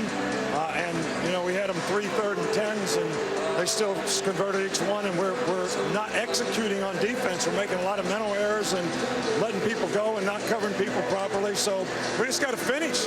We had to do a better job in pass rush lane so he doesn't scramble. So, you know, it's just how we're executing. All right. Thank you, Coach. Thank you. Well, 70% for Ohio State on their third down conversions, as they're only down 1 point at halftime. Coming up on the Buick halftime report, John and Mayday and Lou and Tim Tebow will all be along with you with first half analysis, update on Oregon, and a lot more. We're at halftime of a great All-State Sugar Bowl.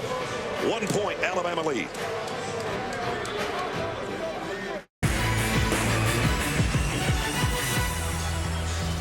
And we welcome you back to New Orleans and the All-State Sugar Bowl, the 81st edition of this classic, and it has been one. Inside the Mercedes-Benz Superdome, halftime, 21-20, Alabama by a point. Ohio State had touchdown drives of 71 and 77 yards in the first half. They had 2 other drives of over 70 yards that ended in field goals. They had a couple turnovers.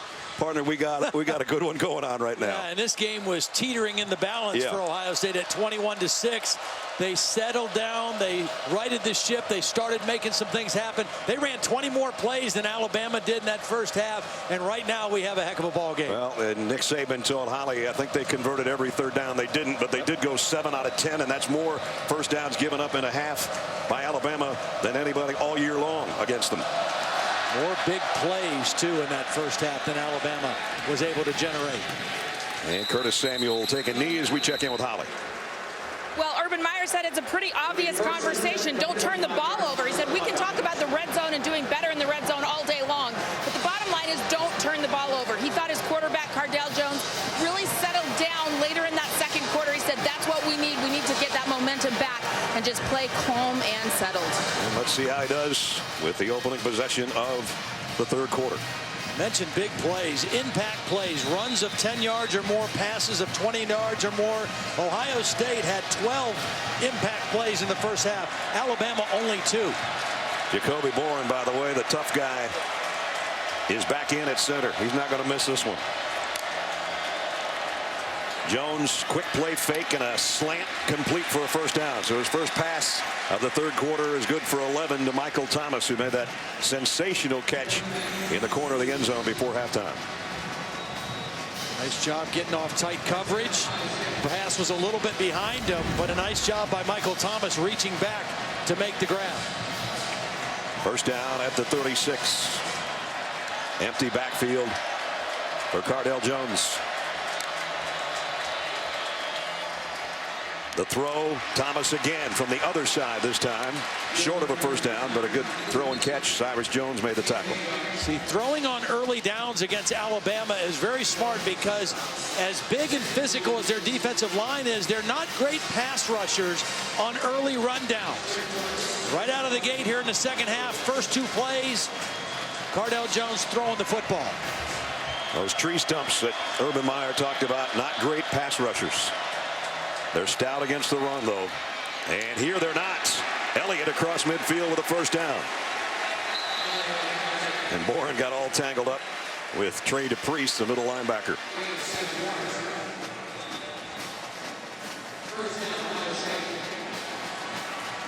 So this is an impressive start in the opening minute. Well, Ohio State has to be a very confident football team. They closed the gap. They scored right before halftime, and they come out of the gate here in the third quarter with positive momentum and positive yardage. Pistol set here with Elliott behind Jones.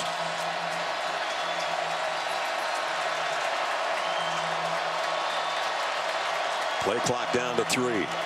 Blitz. Here's the deep cross. And a deep ball. And Smith in and out of his hands. Cyrus Jones was covering. Well, Cardale Jones looks very confident. He's standing strong in the pocket. They run 2 guys off. You have the deep cross. Evan Spencer coming underneath. Not a bad chance going down the field against single coverage. Not able to make the connection, but they also had the crossing route with Evan Spencer coming underneath that.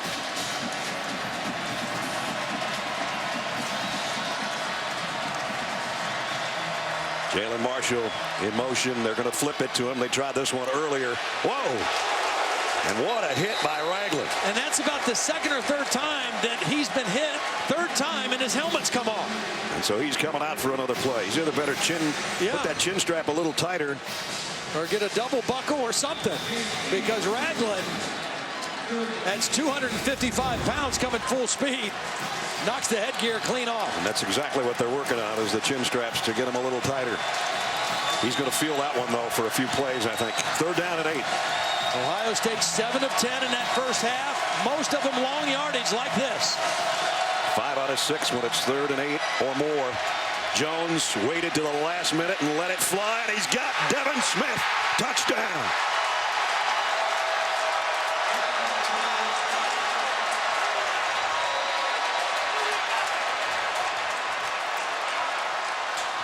You got a flag down. Personal foul, face mask, defense number 47. That's 15-yard penalty. We're going first on the kickoff. And the Buckeyes have the lead. Alabama went man coverage on that 3rd and long. They've been playing mostly zone on 3rd down earlier. They go single coverage, and Eddie Jackson fell down. And Devin Smith does what he does his whole career. Catch long passes for touchdowns. That's his 30th. We mentioned Those touchdown grabs average almost 38 yards. That one went 47. Nurnberger for the point after. And the Buckeyes are shocking everybody right now. 27-21. Third down and long. Cardell Jones has hurt them scrambling. Alabama goes man coverage. Eddie Jackson's okay. He's okay. And then he trips. And Devin Smith pays it off. And here's an interesting note. Devin Smith, coming into the game, had caught touchdown passes in 21 games. Ohio State, 21-0 in those games. There's the face mask at the end of the play. That will be assessed on the kickoff. Let's check in with Holly. Well, Devin Smith is a unique athlete. He has that skill to catch those long passes, he thinks, because he is a world-class long jumper, or high jumper, excuse me. He was second in the Big Ten in the outdoor with the high jump. He said he has got this kinesthetic awareness of his body. He knows how to control his body in difficult situations. He said also my hand-eye coordination is exceptional. He watches a ton of film on himself in those long ball situations on how to do it better, and he has made it an art, guys. He said, I wanted people to know there's a number 9 in this game. It's not just Amari Cooper. My name is Devin Smith. Not only that, he's fast, and he high jumped 7 feet and a quarter in what Holly said, and finishing second in the Big Ten. Actually jumped 7-1 as a high school senior. And he has lit up the crowd here, the Ohio State portion of the crowd anyway, as they're leading by 6 now. 21 unanswered points in the last 5 minutes and 11 seconds of clock time. And again, now the kick will come from the 50. And just kind of pooch it up high. Taken on the 11 by Jones. And he didn't even get to the 20. Well, the inaugural college football playoff national championship presented by AT&T comes your way January 12th on ESPN. We know who one of the teams is, the Ducks of Oregon. We'll find out the other half with 2 more quarters to go here, either Alabama or Ohio State. And then we hope you join us Monday, January 12th, 8:30 Eastern on ESPN. That guy would be going for a 5th national championship. Went up by 14 or more. And they were up 15, 78-2. But right now, the short end by 6. Here's an eye backfield for one of the first times tonight with Jalston Fowler, the fullback. They fake it to Yeldon, and Sims in trouble. Scrambles out of trouble. First down and a bunch more. And the ball came out at the end, but I think he's down. He is at around the 39-yard line. Well, we've seen Cardell Jones do this for Ohio State. Blake Sims, first down pass. Protection breaks down. He goes right up the middle. Picks up a block from T.J. Yeldon. And a big gain. Ohio State just barely got set defensively. Alabama's ready to go, and Yeldon takes it around the corner out to the 45-yard line. Well, this could have been a disaster. Yep. Ohio State had guys about 6 yards away from the line of scrimmage, and Alabama was getting ready to snap it. One of the changes for this Alabama offense that Lane Kiffin brought, part of it was when he was the head coach at USC going against Oregon, up-tempo, no huddle. Nick Saban wanted to do it. Lane Kiffin decided to do it, and it's paid dividends. Sims is leveled by Lee. Never had a chance to get rid of that football. This is an inspired group on both sides of the ball right now for the Buckeyes. Well, T.J. Yeldon is going to get tangled up with Austin Shepard. The tackle in the back, they both ended up on Bosa, and nobody picked up the extra guy. He should have been blocked by one of those 2 guys, probably T.J. Yeldon. The last thing Alabama wanted to do to start the 3rd quarter was give up a touchdown to the Buckeyes and then have a situation like this, 3rd down and 8. Sims flustered again, down again. This time it's Michael Bennett. Well, we talked about Ohio State being so good on 3rd down in the first half. Alabama was 1 for 6 on 3rd down. Make it 1 for 7 now. Good pressure by Michael Bennett. Spin move on the guard, Leon Brown. That's just great individual effort by an interior lineman rushing the quarterback. One of the captains, a big fellow with a big play, and forces a punt. And this young guy's been sensational kicking the ball.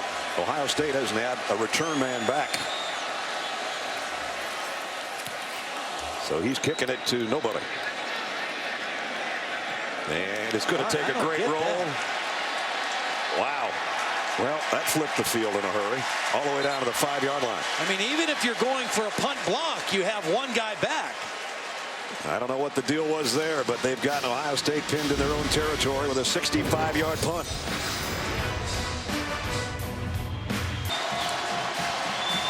We talked about the interesting situation at quarterbacks for these two teams before the game started.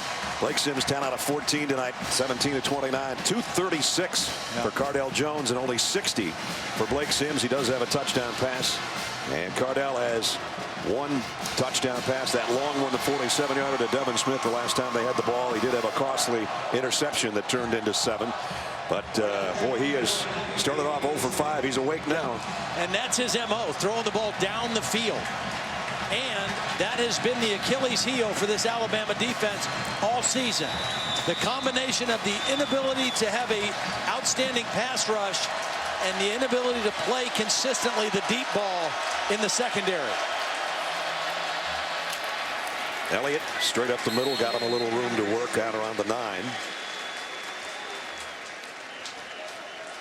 A lot of game left. I think this is a critical possession right here for the Alabama defense. They have to try to get some momentum back on their side. They got the punt. I don't know if it was a mistake. I'm believing it was a mistake by the Ohio State return team to not have a guy back there. They pinned him deep. They've got to keep him here and try to get a 3 and out for their offense. Second time that their punters put him at the 5-yard line tonight. So far they've moved it 4 yards further, and now Jones will keep it himself. And that big fella at 250 pounds might have just picked up the first down. It's going to be close. It is a first down.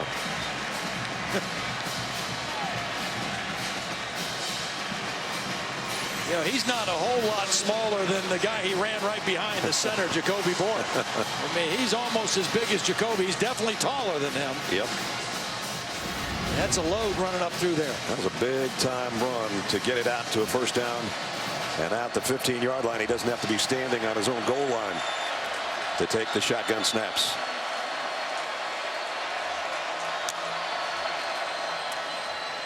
Back to Elliott.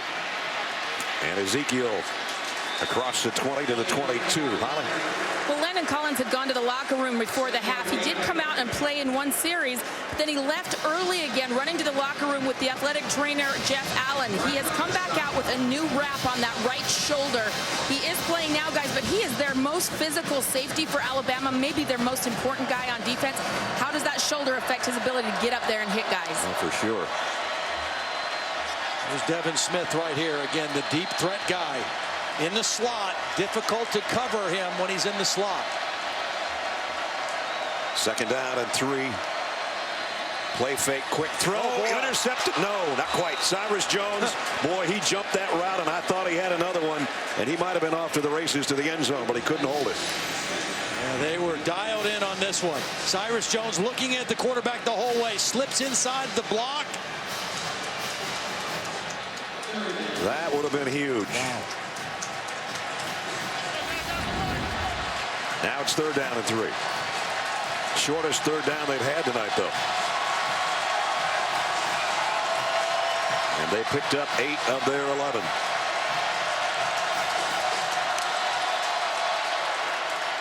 Straight ahead. And again, the quarterback running over would-be tacklers. They haven't called very many design quarterback runs because of their lack of depth at quarterback. But when they've called it, Cardale has responded. He scrambled on his own a few times. That was a design quarterback run to pick up a huge first down. Of course, when Braxton Miller was quarterback, he was almost one of the best running backs in the Big Ten. J.T. Barrett, a shifty runner. And then the power of 12 gauge. Jones throws complete. Spencer. And he's out across the 40. Of course, Evan Spencer, if you missed it, had one of the huge plays in this game. An end-around pass. The first pass he's thrown in his life as a collegiate player was for a touchdown. It's just interesting for me to watch Cardale Jones right now because the more this game goes on, the more comfortable and confident he looks. He's not afraid to hang in there, is he? Nope. He's made some throws with some company with him in the backfield. This run's going to be stopped short on the first down. It'll bring up third down and a long yard as Ezekiel Elliott getting helped up there, but got it to the 42.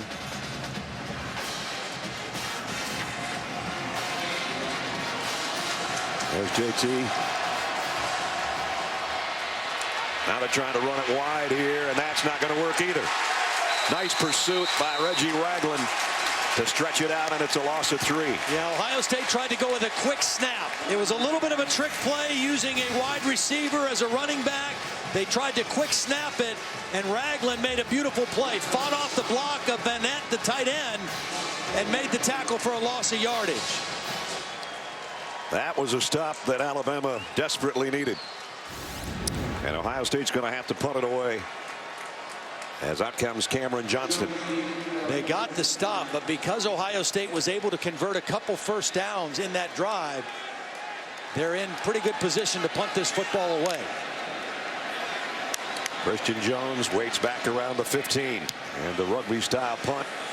End over end. Jones is just going to get out of the way and hope it makes it to the end zone. But I don't think it did. It's at the 1-foot line, and it's Devin Smith. That's not the only thing he does is catch long touchdown passes. Starters play on special teams for these guys. Well, that's why it was so important to make a couple first downs. Flip the field, almost as good as scoring.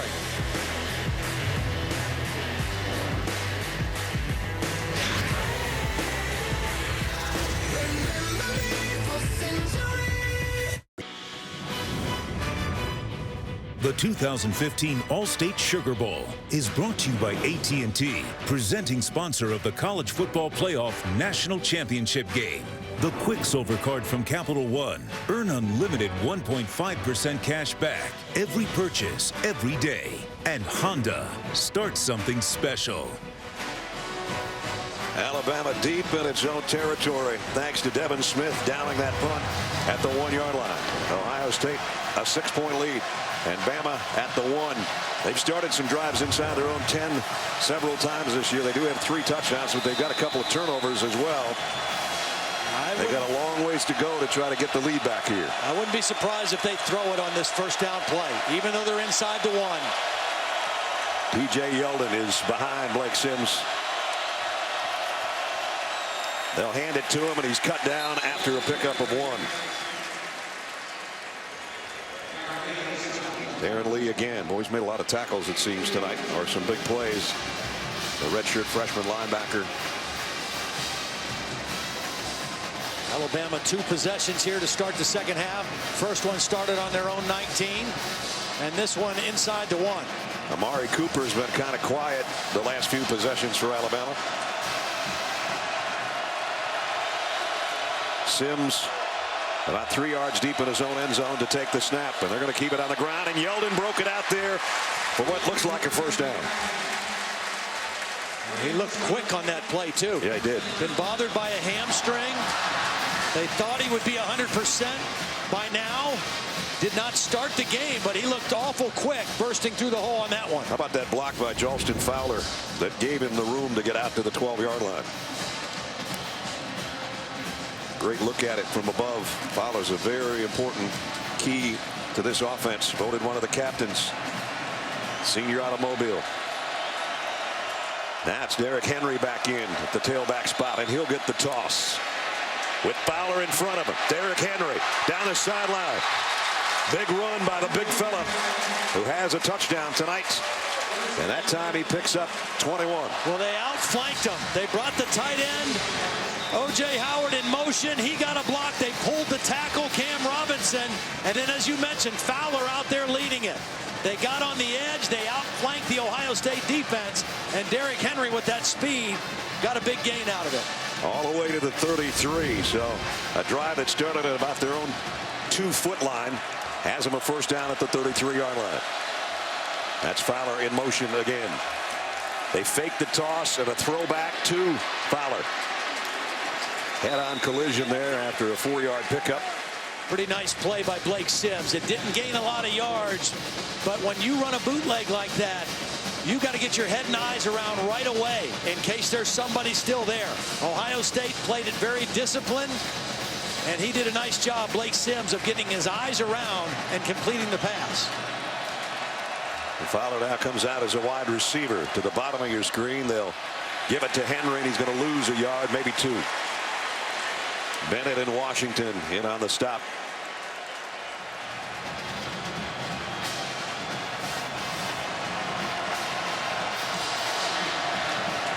Third downs tonight. Ohio State has owned it. Alabama has suffered because of it. Well, and look at the average yards to go for Alabama. That's manageable distance, but a very poor average so far.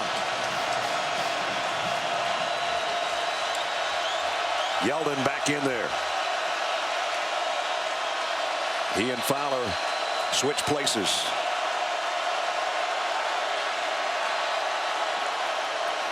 Sims, quick throw, intercepted. Picked off by Steve Miller. Miller.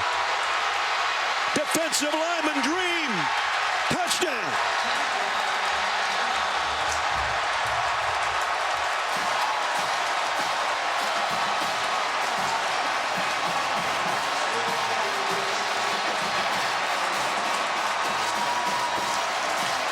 What else can happen in this game? What a perfect call by Luke Fickell and Chris Ash. They anticipated on that third down play that Blake Sims would look for Amari Cooper on a slant. They dropped the defensive end on a zone pressure right in the way of that throw. They brought inside linebackers to rush the quarterback. They dropped the defensive end, and he was right in the throwing lane in front of Amari Cooper.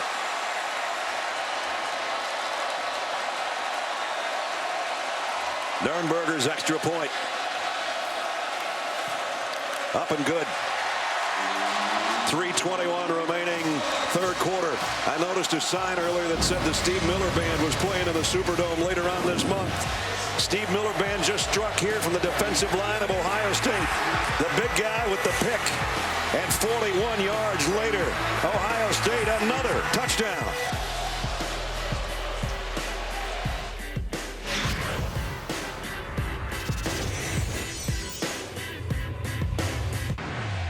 Let's take a look at tonight's Good Hands play brought to you by Allstate. Todd. Well, perfect design. Ohio State is going to rush linebackers here. This is Steve Miller right here. He is going to drop into zone coverage and be right in the throwing lane in front of Amari Cooper. Ohio State guessed perfectly on that third down play, and not only do they get the interception, they do one better. They get the touchdown. Looked like a tight end, number 88. Ran like a tight end once he got his mitts on it. 28 unanswered Buckeye points in a game that looked like it was going to go sour in Ohio State's direction when it was 21-6, and now look what it is.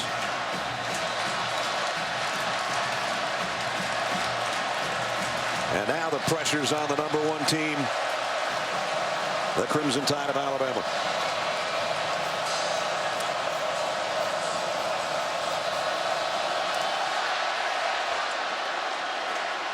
Christian Jones from just inside the 5. Oh, and he got leveled again. Boy, the special teams have been special. That's 3 big hits by Corey Smith, the wide receiver playing on special teams. You know, there's a physicality to this wide receiver group of Ohio State, and I don't think it's any accident, because Urban Meyer is an old school coach. And as he started as an assistant coach, he was a wide receiver coach at Illinois State, at Colorado State, at Notre Dame, before he became the head coach at Bowling Green. He's an old school physical football coach, and the wide receivers on this team are very physical. This is the largest deficit this year. If you're wondering, the previous, they were down 12 in the Iron Bowl to Auburn. They came back to win that one. Now they got their work cut out for them again.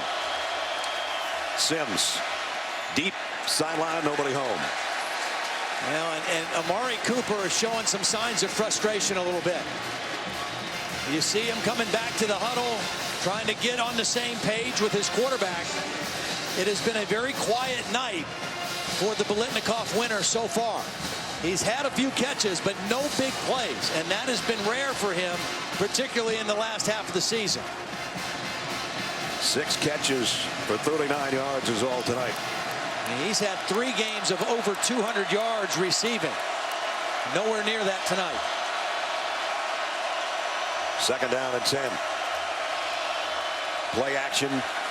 Sims fires. This time he's got it complete to Amari Cooper on a 1st down. Pickup of 15. Nice job using a stack formation. They have he and DeAndrew White kind of run off the line of scrimmage at the same time. Very tough to double cover a receiver like that in that kind of a formation. And Cooper with a nice catch.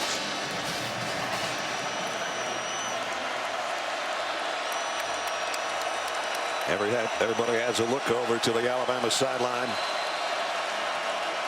Ironically, you mentioned that Auburn comeback. It was after Blake Sims' 3rd interception in the game that things turned around. Sidearms this one, middle screen, Derrick Henry. Henry broke a couple of tackles. Derrick Henry trying to outrace everybody all the way to the 15-yard line.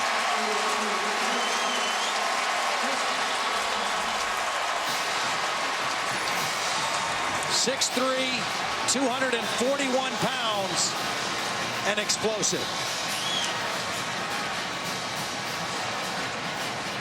He goes 52 yards, and Alabama's back in the red zone. They actually spotted him down at the 17.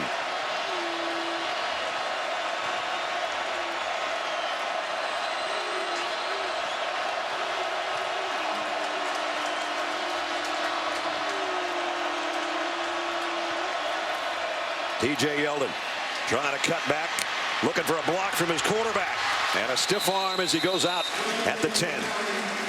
Quite a response right now by Alabama and Blake Sims. That's been kind of the mark of him this year. One of the reasons why his team rallied around him so much, his resiliency. And this team showing some resiliency on this drive, trying to get back in the ballgame. Voted the most inspirational player on the team for Alabama. He's inspiring things right now. Yeldon, 1st and goal for the Tide at the 5. Big Leon Brown, the right guard, with a nice lead block on that play. They need another touchdown in the red zone here to tighten this game back up. 1st and goal. Alabama at the Ohio State 5. Sims play fake, lobs it for Vogler, and he couldn't handle it. A little too far out in front of his tight end. Had to get it over the arms of Rashad Frazier, number 17, the defensive end who was rushing. Frazier, 6'4", not able to get that pass down enough. And remember, Sims is only a 6-foot quarterback. Amari Cooper listening intently to his quarterback as he trots out to the top of your screen with Christian Jones. Wouldn't be surprised to see a quarterback run design here. Fowler, the fullback, is going to lead the way for exactly what Todd called. Touchdown, Alabama.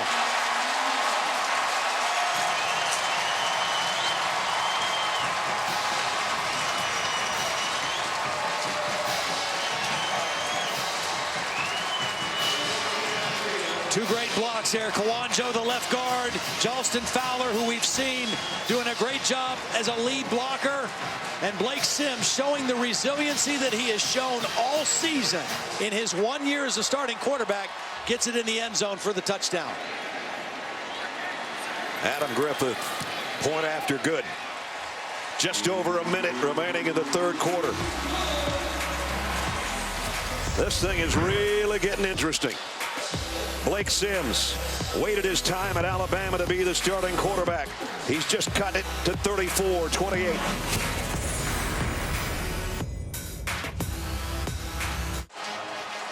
Fifth-year senior out of Gainesville, Georgia, with a touchdown, and it's 34-28. Nice execution on the touchdown run. Couple key blocks. Austin Shepard's going to get a block on the linebacker McMillan. And then you're going to see the guard, Kawanjo, and the fullback both hit Rashad Frazier. He's not going to know what hit him because he gets double teamed here. First it's Kawanjo, then it's Fowler. and Blake Sims gets right in the hip pocket and takes it into the end zone. Impressive drive and nice resiliency shown by Blake Sims after the pick six to get Alabama right back within 6. 84-yard march in 7 plays. Just took him a little over 2 minutes to make it a 1-possession football game.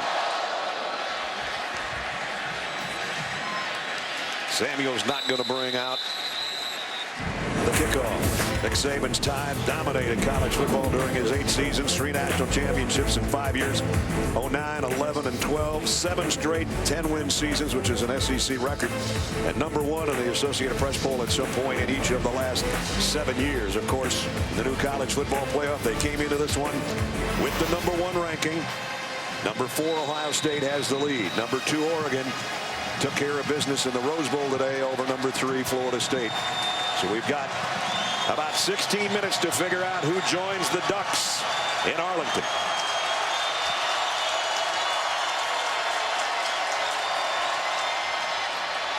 Quarterback run all the way for Jones.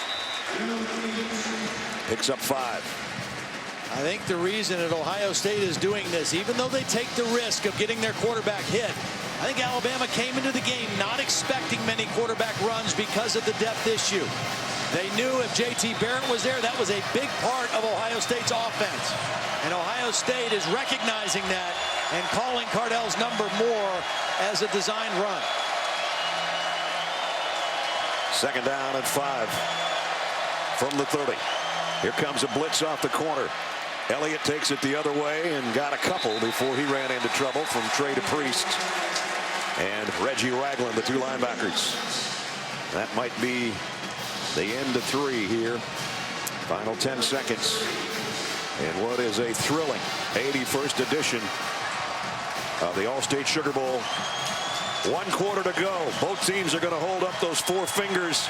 Who will be holding up the fingers at the end of the game? Stick around with us. We'll find out together.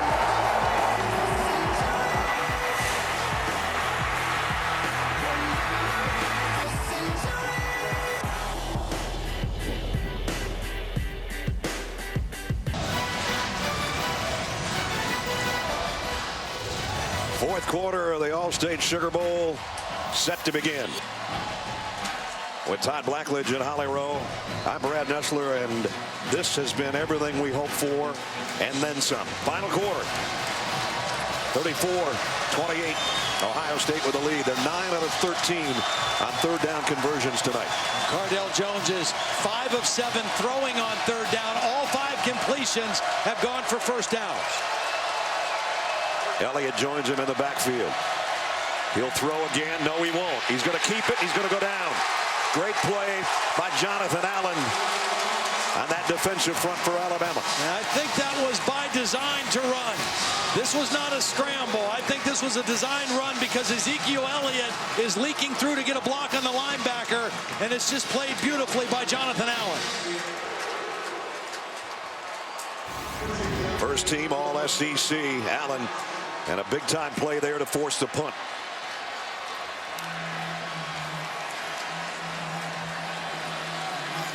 Johnston's last punt traveled 60 yards. That was with the roll. This one end over end. Fair catch taken around the 26-yard line by Christian Jones. Blake Sims has led the Crimson Tide at 3 come-from-behind wins this year. October 11th at Arkansas, they're down 13-7 in the 4th quarter. He hooked up with DeAndrew White, a 6-yard score, gave Alabama the lead in the win. November 8th at LSU, Alabama game-time drive at the end of regulation. He hit DeAndrew White in overtime for that win. And then we mentioned this one earlier. They were down 36-27 late in the 3rd before he led the Tide to 28 unanswered points to come back and beat Auburn 55-44.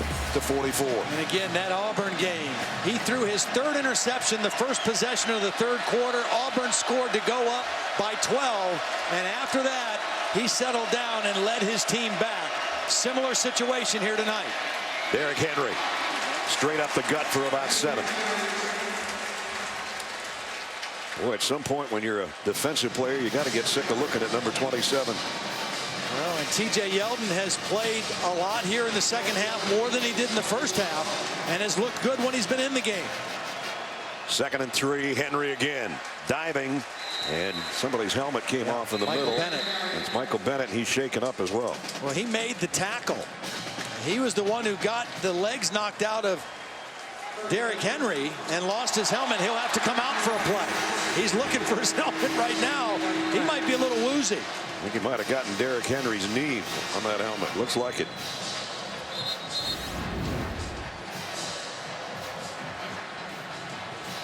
He's had a heck of a ball game. Sure has. You know, he has played well down the stretch in the Big Ten championship game. 4 tackles for loss. He forced 2 fumbles. When he's healthy and when he doesn't have to play 60 or 70 snaps in a game, he is really disruptive on the inside. And he's been a disruptor tonight. Henry got the first down at the 36. Sims going to throw it out. Amari Cooper on the corner. And Cooper's close to another first down. May have it. That's a play they stole right out of the Auburn playbook. Auburn ran this for a touchdown against them in the Iron Bowl in 2013. Quarterback run, but you've got that little bubble screen as an outlet instead of a pitch man. They react to the run. You throw it out to Amari Cooper, and you get another first down. Alabama fans are saying we don't want to steal anything from Auburn except a win, but they did steal that play, and it's a first down at the 47. Sims pump fake once. Now he's in trouble. Trying to dance out of it. Somehow did. Blake Sims. Well, he's going to get planted by Darren Lee, but he made something out of nothing there. Yeah, did a heck of a job to get out of trouble, but not able to throw the football downfield anywhere. Good pressure by Ohio State and Darren Lee, and we've called his name a lot. He's been very active tonight from his linebacker position. So it goes down as a sack, the 3rd of the night, with the loss of 2. Bennett's back in there.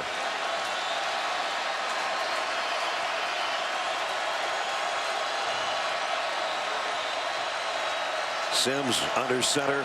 Blitz coming. He fakes it to Henry and rifles it far side, and it's incomplete, well short of Amari Cooper, who was covered by Eli Apple. It's a long throw for Blake Sims from the left hash, throwing a deep comeback route to the right sideline. He had been great on 3rd downs, leading the country this year. That's not the case tonight. Not only that, it's the longest 3rd down of the night for the Tide. Right now, if you're Blake Sims, don't take any unnecessary risks. There's a lot of time left. You're 1 score down.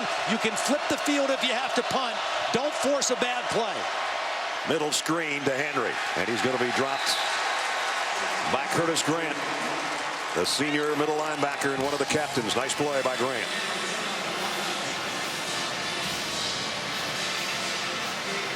Yeah, and with this punter they have, you never know. He's put a couple down around the 5-yard line tonight.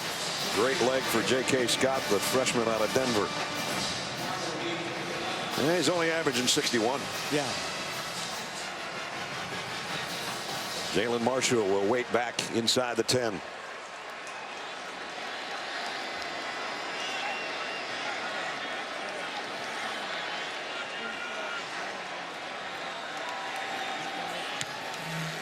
And again, kicks it way into the lights here of the Superdome and almost mishandled. That would have been a disaster. Jalen Marshall gets his hands out there and snatches it right around the 8-yard line. 11:17 remaining in the 4th quarter. Great game going on here in New Orleans.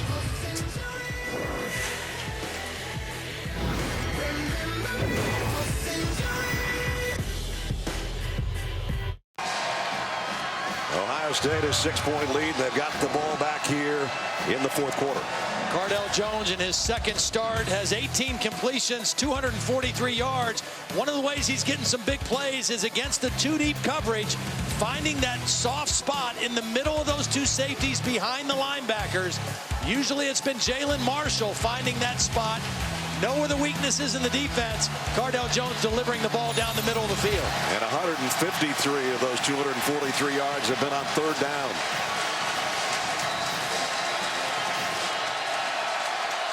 Third time they've had to start inside their own 10-yard line because of the punting of J.K. Scott.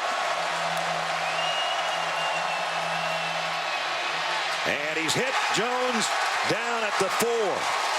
DJ Petway got him from behind.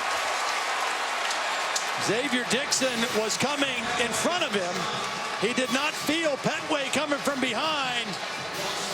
And for one of the rare times on a first down play, an outstanding pass rush by Alabama. And luckily for Cardell, he held on to the football. See, that's why it was so important to not make a bad play by Blake Sims. Punt the ball, put Ohio State in some duress deep in their own territory. Elliott only to about the 5. Trey to Priest in the middle of that pile, along with Ragland. Ragland's a little shaken up at the end of that tackle. He's had a heck of a ball game. Since he became a starter this year, he has really taken off. Junior out of Madison, Alabama. Todd mentioned the size of the linebackers. Ragland 254, DePriest 250, and Duvall 254. Well, the problem right now is that Duvall is not 100%. Dylan Lee, another backup linebacker, is not 100%. There you see, just kind of led with the head and gets up very woozily at the end of that play. Reuben Foster is another inside linebacker who will probably be in this situation. And they're taking Reggie to the locker room.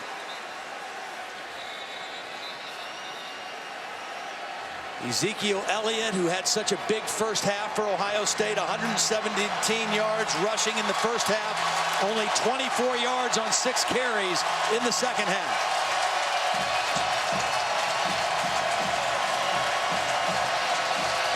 Third down and a bunch. Jones standing on his own goal line. Into the end zone to throw. Gonna go deep. Left side. Out there and broken up by Cyrus Jones on a pass intended for Devin Smith. Devin Smith looking for a call. Pretty well played by Cyrus Jones. I mean, that is living on an island if you're a cornerback. Man coverage, the wide side of the field, it's just you and him. And you know what a deep threat he is. And Cyrus Jones able to make a play on the football. Little hand fighting going on between both of them. And now it's going to be a punting situation for Ohio State. And their punter is standing almost on his end line. As you look behind Cameron Johnston. This should be great field position for Alabama regardless of how he hits this one. Christian Jones, flags fly. He didn't get the playoff. Now he's really going to have a cramped situation back there.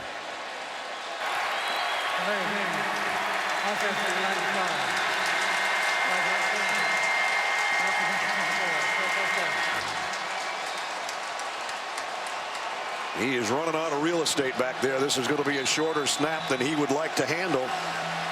I don't know if Alabama might try to come with the pressure up the middle or not. I don't think you need to. You're going to get great field position no matter what Christian Jones does on this end. I think and another they moved. Flag's down. I think Ohio State moved again. He's going to be playing quarterback under center to kick this thing pretty soon.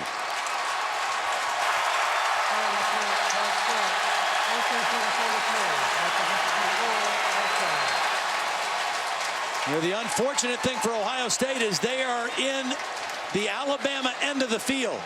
The majority of the Alabama fans are right down there, the Alabama band, right down where they're snapping this football in this part of the field. Very hard to hear. You can see how close the line of scrimmage is to the punter now. Johnston got it out of there in a hurry. High kick, but short. Jones has to clear out of the way. It takes a bounce backward. It's going to be at about the 23-yard line.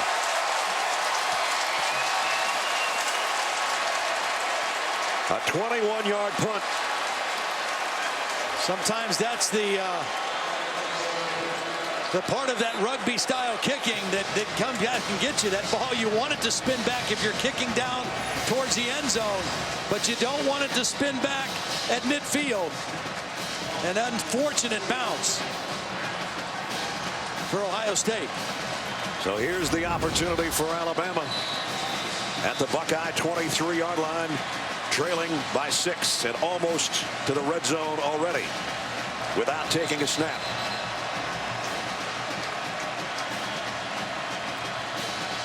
O.J. Howard, the tight end, comes out and lines up on the left side. We haven't seen anything from him tonight. And now Amari Cooper in motion. Sims rolls right, fires, intercepted by Von Bell.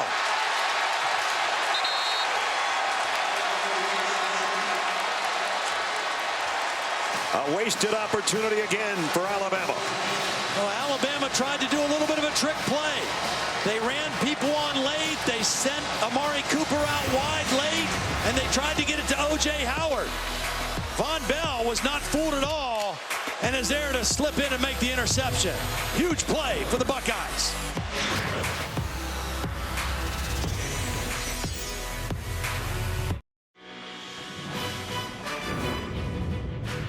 The 2015 All-State Sugar Bowl is brought to you by Allstate, proud supporters of college football. Are you in good hands? The Lincoln Motor Company and the first ever NKC. And Taco Bell, bringing you the first ever student section at the College Football Playoff. Live Moss. Ohio State's got the ball back courtesy of Von Bell's 6th interception of the year.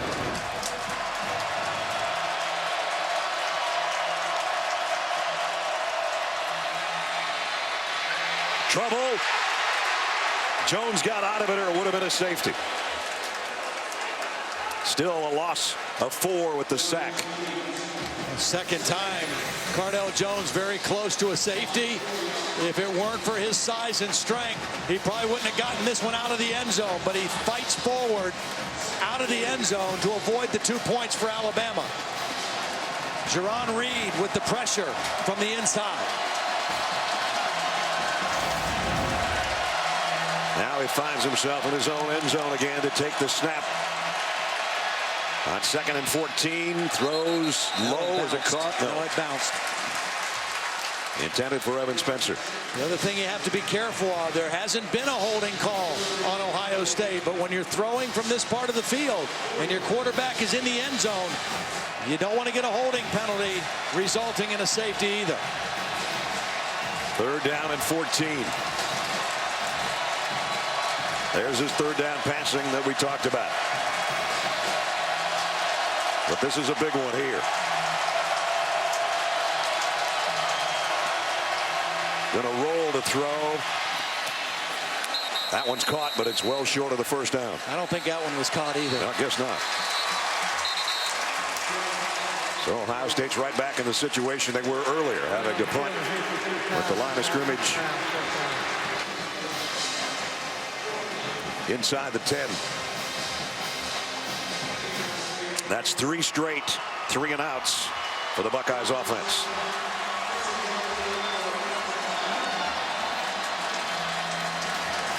Remember, last punt only went 21 yards with a backward bounce. See what Johnston does this time. Oh, they hit him. There's a flag. Oh, boy. And Jones is buried on the other end. The last time they did not go after him. They set up a punt return. It was a short punt, and they got great field position. This time they came after the punter Johnston and ran into him. Now, is it 5 yards or is it more? Whoop, there goes the headset. That would suggest it's not personal foul. If it was a personal foul, I think he'd still have the headsets on. Here's the call upcoming from Lam Clark. Running into the kicker. Defense number 24. That penalty is applied. First down.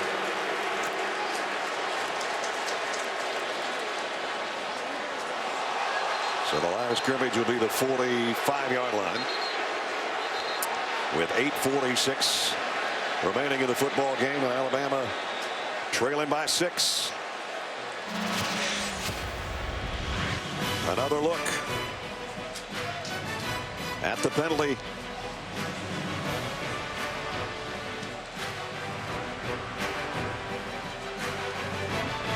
And Urban Meyer's reaction.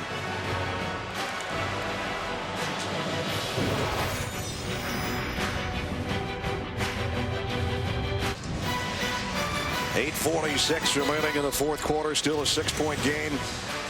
And the All-State Sugar Bowl here in New Orleans. I want to bring in Bill Lamagna, our rules expert, on that last play on the running into the punter call that infuriated Urban Meyer. Bill? Well, we had the kicker displaced on this. He wasn't roughed. He hits the upper leg. Kicker spins on this and goes down. He kind of put a little accent on it with the spin. But he was only displaced, not roughed.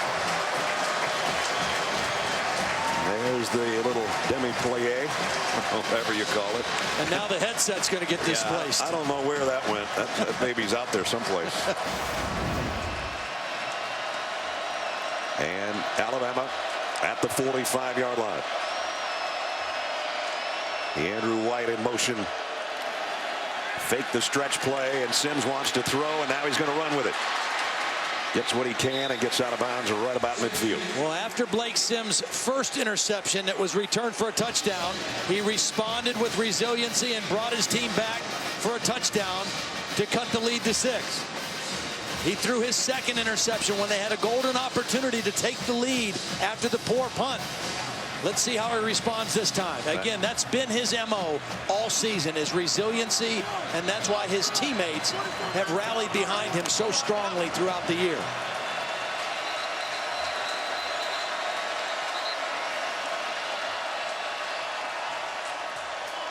Play clock down to 5 right now. Alabama might have to burn a timeout. There it is. And they do take a timeout, so they've only got 2 left. Alabama. That one interception that was returned for a touchdown by Steve Miller. That's the first pick 6 thrown by an Alabama quarterback since 2007. That's the one that's the difference in the ball game right now. Don't forget, NFL playoffs start on ESPN.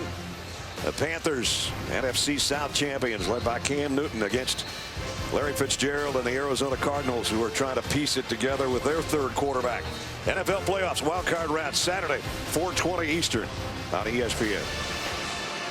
There's the difference in the ball game. Defensive lineman interception return for a touchdown. Fellow Canton, Ohio native, played at Canton McKinley for the Bulldogs.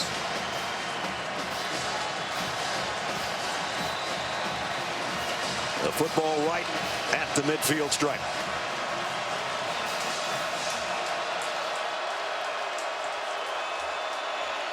Derrick Henry got a first down inside the 45. I think Alabama will go back to being very fundamental here. Try a little smash mouth football, some play action off of that. The last interception Blake Sims threw, they were trying to go a little bit tricky and fool the Ohio State defense, and it backfired on them. It didn't fool Von Bell, and they ended up throwing the interception at the 1-yard line. Derrick Henry now closing in on that 100-yard mark as well. Ezekiel Elliott well over that for Ohio State. Here's Henry and a nice cutback. Got close to the 41.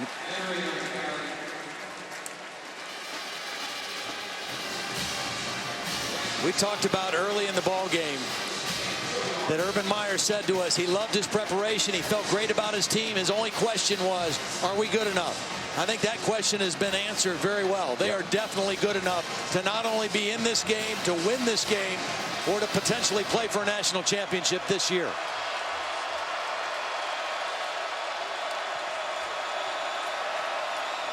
Straight drop by Sims on 2nd and 7. Pressure coming from Bosa. He runs away from him, but only got to the 40-yard line.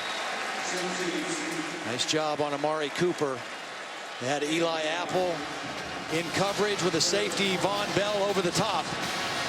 Well, 4 straight runs, but you got to think that they're going to have to put one in the air here on the season. 3rd in the FBS tonight, 1 for 9. 3rd down and 6.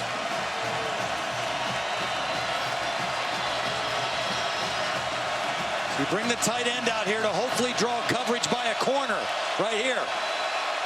Cooper up on top. Quarterback draw. Sims loses yardage. Darren Lee again.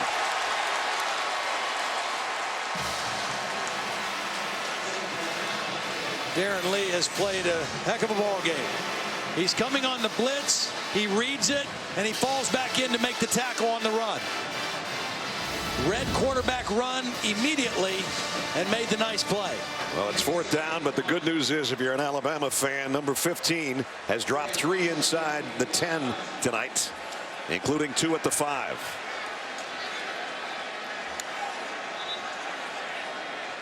Alabama was a man short on their punt team.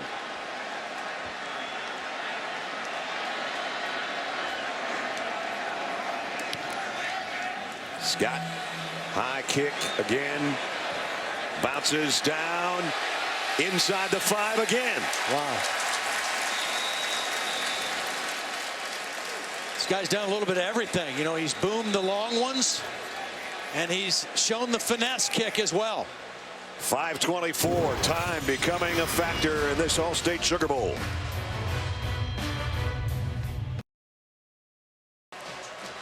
Capital One Bowl Mania continues tomorrow. Number 11 Kansas State of the Big 12 takes on Pac-12 UCLA. Number 14 in the Valero Alamo Bowl. It's 6:45 Eastern. And then the Huskies and the Cowboys get together in the Ticket City Cactus Bowl at 10:15 tomorrow night.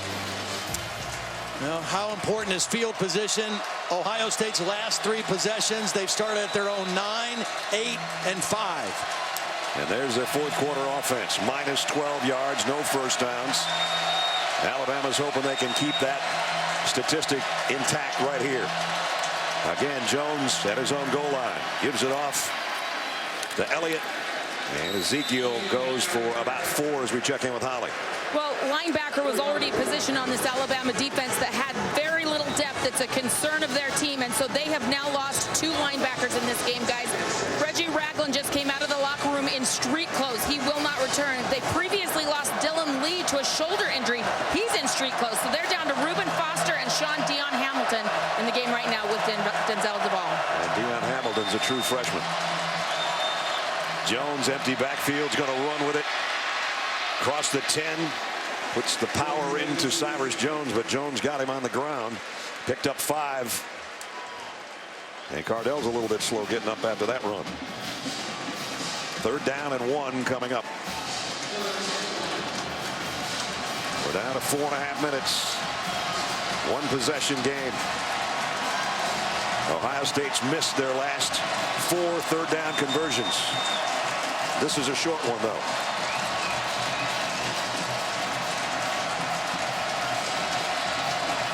I'm not sure I wouldn't run him again. I'm not so sure I wouldn't give it to 15.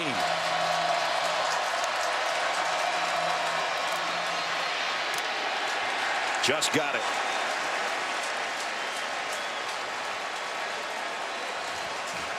And Landon Collins shaken up again. Remember, playing with a bad right shoulder or upper arm, whatever. And he's on the turf again. On the last 2 plays, as they take a look at Landon Collins, Cardell Jones has gotten hit pretty hard. Collins hit him on this one, and then he got hit again by Nick Perry, the other safety. And that run by Jones is the 4th time tonight that he's rushed for a first down on a 3rd down situation. Only needed 1, and he got a little bit more than that. He's trying to get a quick breather here. And Collins, well, he bounces up and bounces to the sideline to see if he comes back in after 1 play. That first down for the Buckeyes, that's the first down they've had since there was 8 minutes left in the 3rd quarter. And it was huge because the clock is on their side. Alabama with 2 timeouts. They're not in the area yet where they need to think about using them. But that conversion bought Ohio State some valuable time.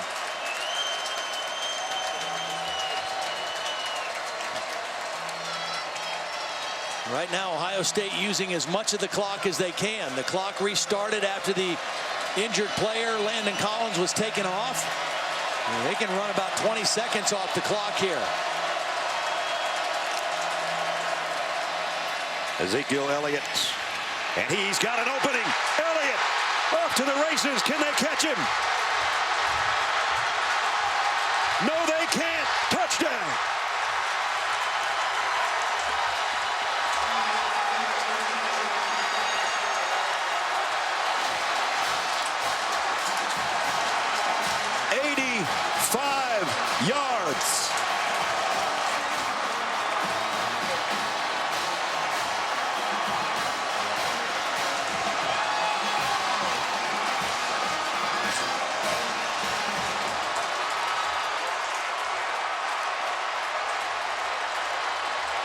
The longest play from scrimmage allowed by Alabama this year.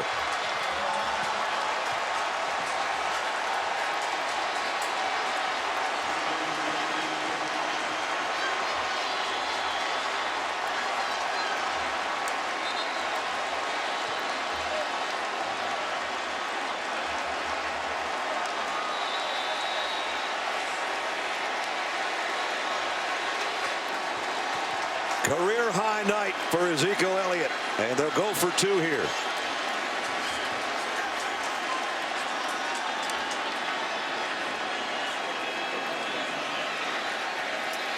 And it's good to touchdown lead. Brad Holly talked about the lack of depth at linebacker. Sean Dion Hamilton, the freshman, that's him right here. Evan Spencer, we've already said he's a thumper as a blocker at the wide receiver. Watch the block he gets on the freshman linebacker. Key block in the play. Ezekiel Elliott gets behind that block. Billy Price gets a block on the safety, Nick Perry, and then the speed of Ezekiel Elliott does the rest. Evan Spencer has thrown a touchdown, and he just threw the block that may have secured the Sugar Bowl for Ohio State. The last 2 games for this young man, 40 carries, 450 yards, a career high of 230 right now. And he had a 54-yarder earlier in the game. This one takes the cake, 85 yards for the touchdown. Going into the Big Ten championship, people wondered if the Buckeyes even belonged in the college football playoff. Then they took care of the Badgers 59-0, and right now they're up 42-28 on #1 Alabama.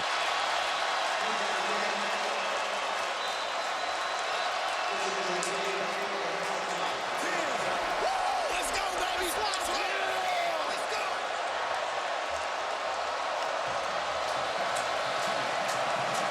And now Alabama urgently needs offense. Or maybe a big play by Christian Jones here. Jones got to the edge. They'll drag him down, but a nice return out to the 35, and he's hurt.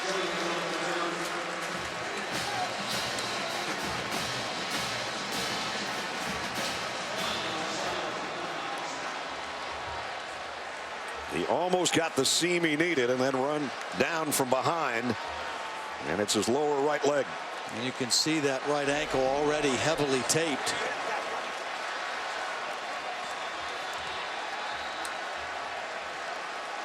Yeah, he pops up and will head to the sideline, but a nice kick return.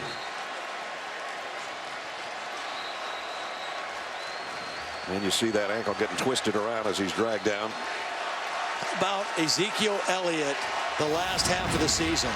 First 8 games, he averaged 88 yards per game. He got better. The offensive line got better. And down the stretch, he's been as good as there is in the Big Ten and maybe in college football running the football. And right now, he's got an All-State Sugar Bowl rushing record. Here's a throwback and over the head of O.J. Howard. They tried to get a kind of a tight end screen over here, and that didn't work. Steve Miller was reading that all the way. Miller, of course, had the big play, the 41-yard touchdown off the interception. That gave Ohio State the cushion, and then Ezekiel Elliott, and a 2-point conversion has made that cushion bigger. And Alabama, remember, used one of their timeouts earlier. They only got 2, and we've only got 3:12 left in the 4th quarter. They need some big plays. Sims trying to get him one. Going long. Got White out there. DeAndre White to the 15-yard line. Boy, how do you let this happen? You got a 2-touchdown lead. You react to the double move. Watch the second move here. The safety jumped it. That was Tyvis Powell. And that's just a no-no in this situation. If you're Ohio State, nothing can get behind you. Keep everything in front. And a big opportunity here for Alabama with 2:48 left in the game. A 51-yard pass play down to the 14-yard line. Sims again. Trying to throw a middle screen, and that one ran into some traffic. Adolphus Washington might have gotten a hand on it. It was intended for Derrick Henry. The only good thing about that play for Alabama is the incomplete pass stopped the clock. Exactly. Because it wasn't going to go anywhere.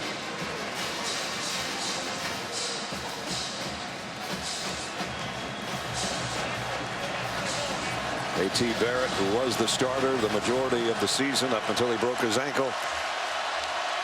And Cardale Jones, who's been very good tonight. Sims, and he throws this one away. Amari Cooper was the closest guy. Well, he threw it away because he knew Joey Bosa was coming free. Joey Bosa, who hasn't had a lot of activity in the backfield but has played a solid ball game, that time was very close to getting his hands on the quarterback.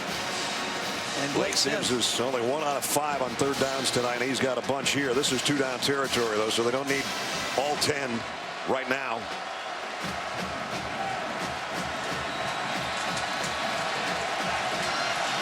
They've missed their last 7 third-down conversions. They're in desperate need of a conversion here. First down would come at the 4-yard line. Sims fires wide side, complete. And a big hit over there at the 5-yard line on Chris Black by Von Bell. Well, let's see where they're going to spot it. 4th and about 2, it looks like. Yeah.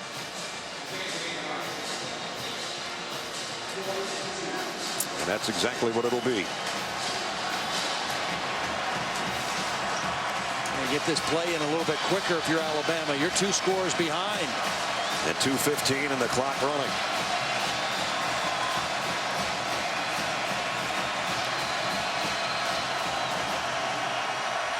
Could be ball game here if they don't get this. Sims throws, caught by Cooper, touchdown. Ohio State was trying to call a timeout. Luke Fickell was trying to call a timeout from the sideline, and they couldn't get it done.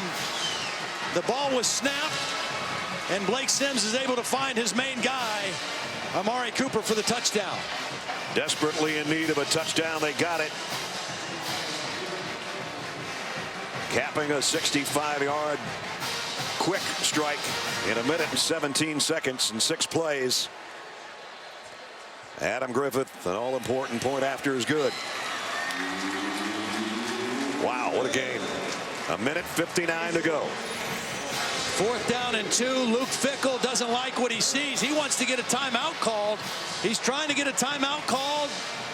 They don't get it done. The ball snapped, and Blake Sims has his man single covered by Eli Apple.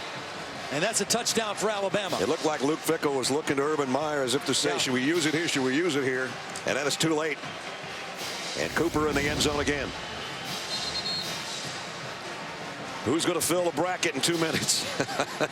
We're having fun finding out, I'll tell you that much. Oregon is there. Win over Florida State in the Rose Bowl earlier today. So they're in the national championship presented by AT&T. Monday, January 12th, 8:30 Eastern on ESPN. It'll either be Alabama or Ohio State, but we've still got 1:59 to figure that out. And barring overtime, who knows? Maybe we'll be here a while.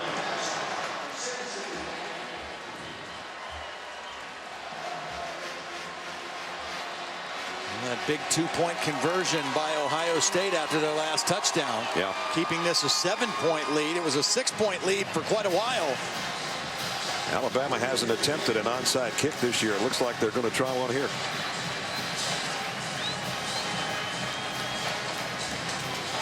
Might be different if they had all 3 of their timeouts, but I guess they're going to take a shot at it here. Griffith gets the go-ahead. Here it comes. Took a high bounce. A second bounce. Tipped. And I think Evan Spencer caught it. Wow. And he went high to catch that one. That looked like the perfect onside kick. The high bounce, and Evan Spencer showed nerves of steel, gauging this and timing his jump and catching it at the high point. Wow. He out-jumped our Darius Stewart, number 13, pulled it down, and so now 2 huge plays by number 6 in this ball game. An end-around pass from his wide receiver position to Michael Thomas, and now that play. And the block on Ezekiel Elliott's long run. He's had a heck of a ball game.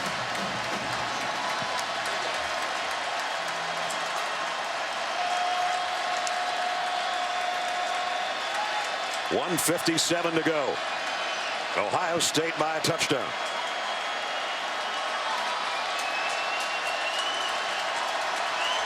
Cardell Jones takes the snap. He's actually going to throw. And he's going long. Knocked away. And it's Spencer, the intended receiver, and Cyrus Jones is with him stride for stride. Well, and no time used virtually on the clock. Now the 7 seconds it took to run the play, but that's it. Double move. Cyrus Jones stride for stride with Evan Spencer. And a nice play on the ball. That pass surprised me a little bit. A little bit. I understand you want to try to end it, expecting Alabama to sell out.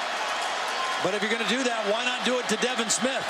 He's your deep threat guy, not Spencer. And now Ohio State's got to use the timeout and no more time off the clock. Ohio State, the first of the half. Let's take a look at tonight's Capital One pivotal performance. You can't have a performance much better than this guy's put on for us tonight. This 54-yard run down the sideline, including that hurdle job. They didn't get a touchdown out of that, but they did get points. He scored in close. And then proving he is one of the best backs in the Big Ten, if not the country. Going to look up at the scoreboard to see if anybody's chasing him. Nobody's going to catch him. 85 yards for the touchdown. You know, the other thing, Brad, about why that call was curious on first down. With 2 timeouts, now Alabama can stop the clock after second down and after third down. And Ohio State can't bleed the clock. This is going to be a run by Curtis Samuel. There's a timeout right away. And you see Trey DePriest call it immediately.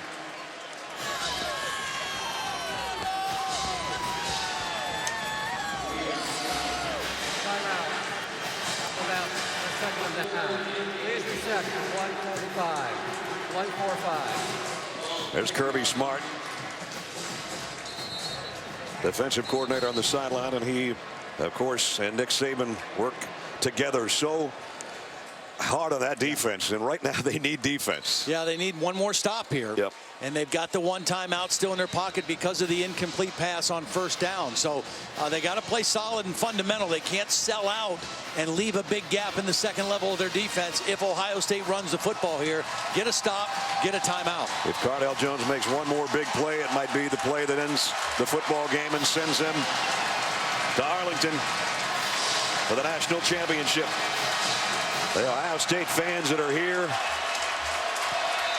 praying that they can find a 3rd down and 9. The Alabama fans thinking the opposite, and it's Jones going to run for it, and he's backpedaling, and that's about the last thing you want to happen. Well, Nick Perry tried to strip the ball. Cardell Jones got a little too cute on that one, and when he reversed field, it's a good thing he was protecting the football because Nick Perry was coming for the strip. Leds, that's about a 10-yard difference, and that's going to make a big difference on what or where this punt lands. Yep. So the line of scrimmage now is the 39 when once they had it at the 49. Alabama will have no timeouts, but a decent amount of time. The question is now, do they go after this punt? They ran into him last time. Yep. Christian Jones is waiting back inside the 20-yard line. He's had moments in his Alabama career when he's come up and pulled off a big punt or kick return for a score. Setting up the return. And he has to call fair catch. So Alabama takes over around the 16-yard line, trailing by a touchdown and no timeouts. But Ohio State only ran 26 seconds off the clock on those 3 plays they had. So if you're Blake Sims with no timeout,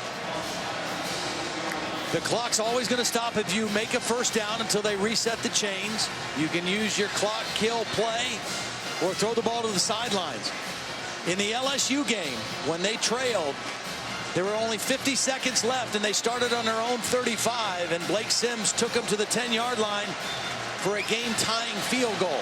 They need a touchdown in this one. There's the Biletnikoff winner that you said 3.5 hours ago. It helps as a quarterback if you got somebody like him.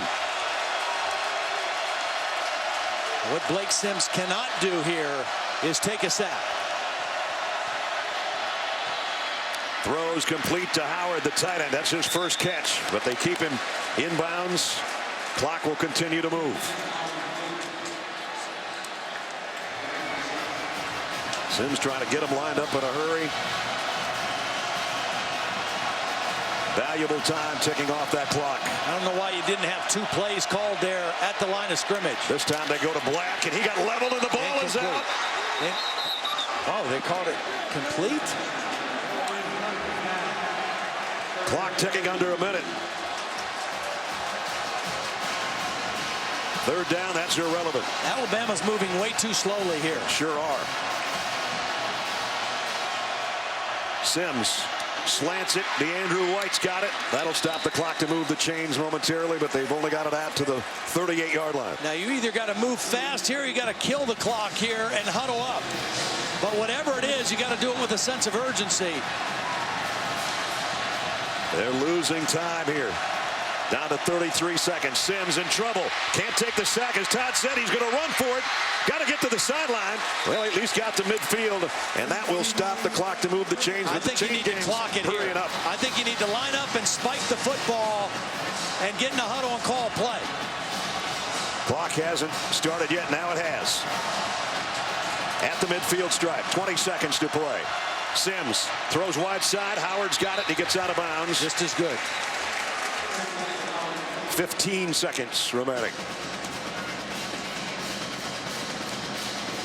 Again, the difference between this and the LSU game, they just needed a field goal to tie and force overtime.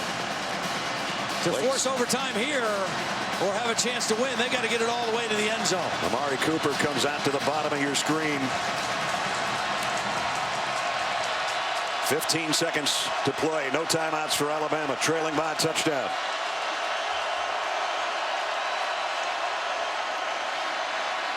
Pressure coming. He's going to air it out long.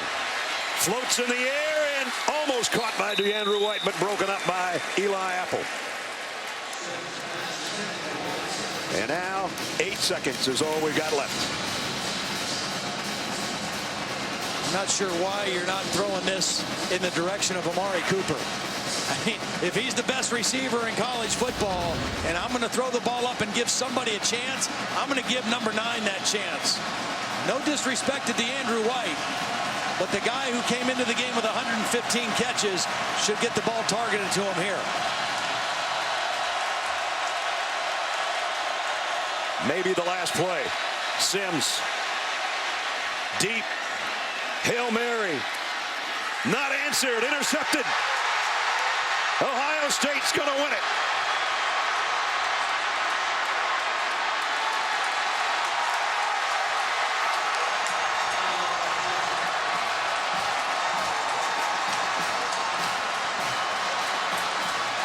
The dream continues for the Buckeyes. The nightmare starts for #1 Alabama. They are no more.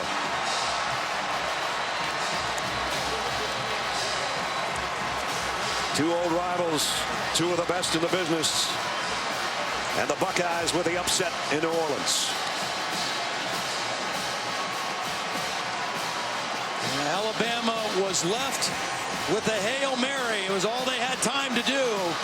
I didn't think they managed the clock very well early in this possession. And on the final play, Tyvis Powell comes down with the football.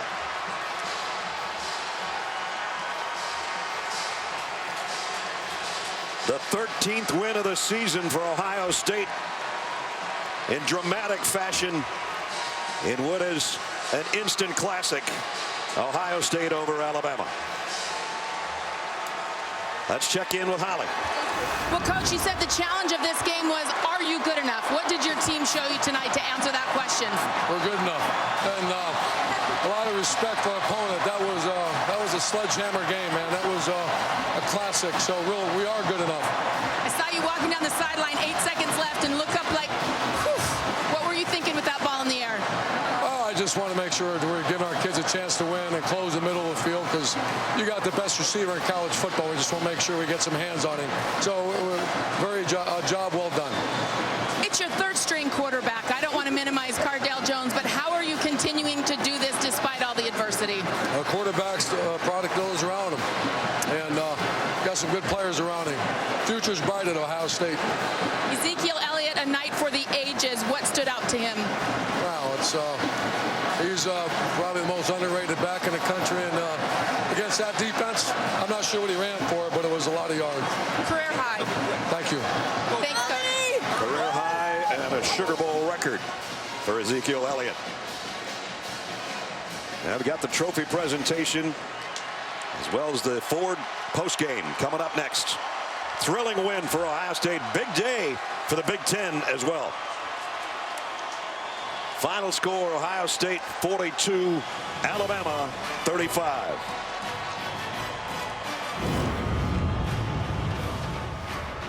The Ford postgame is brought to you by Ford. Introducing the all-new Ford F-150, the future of tough.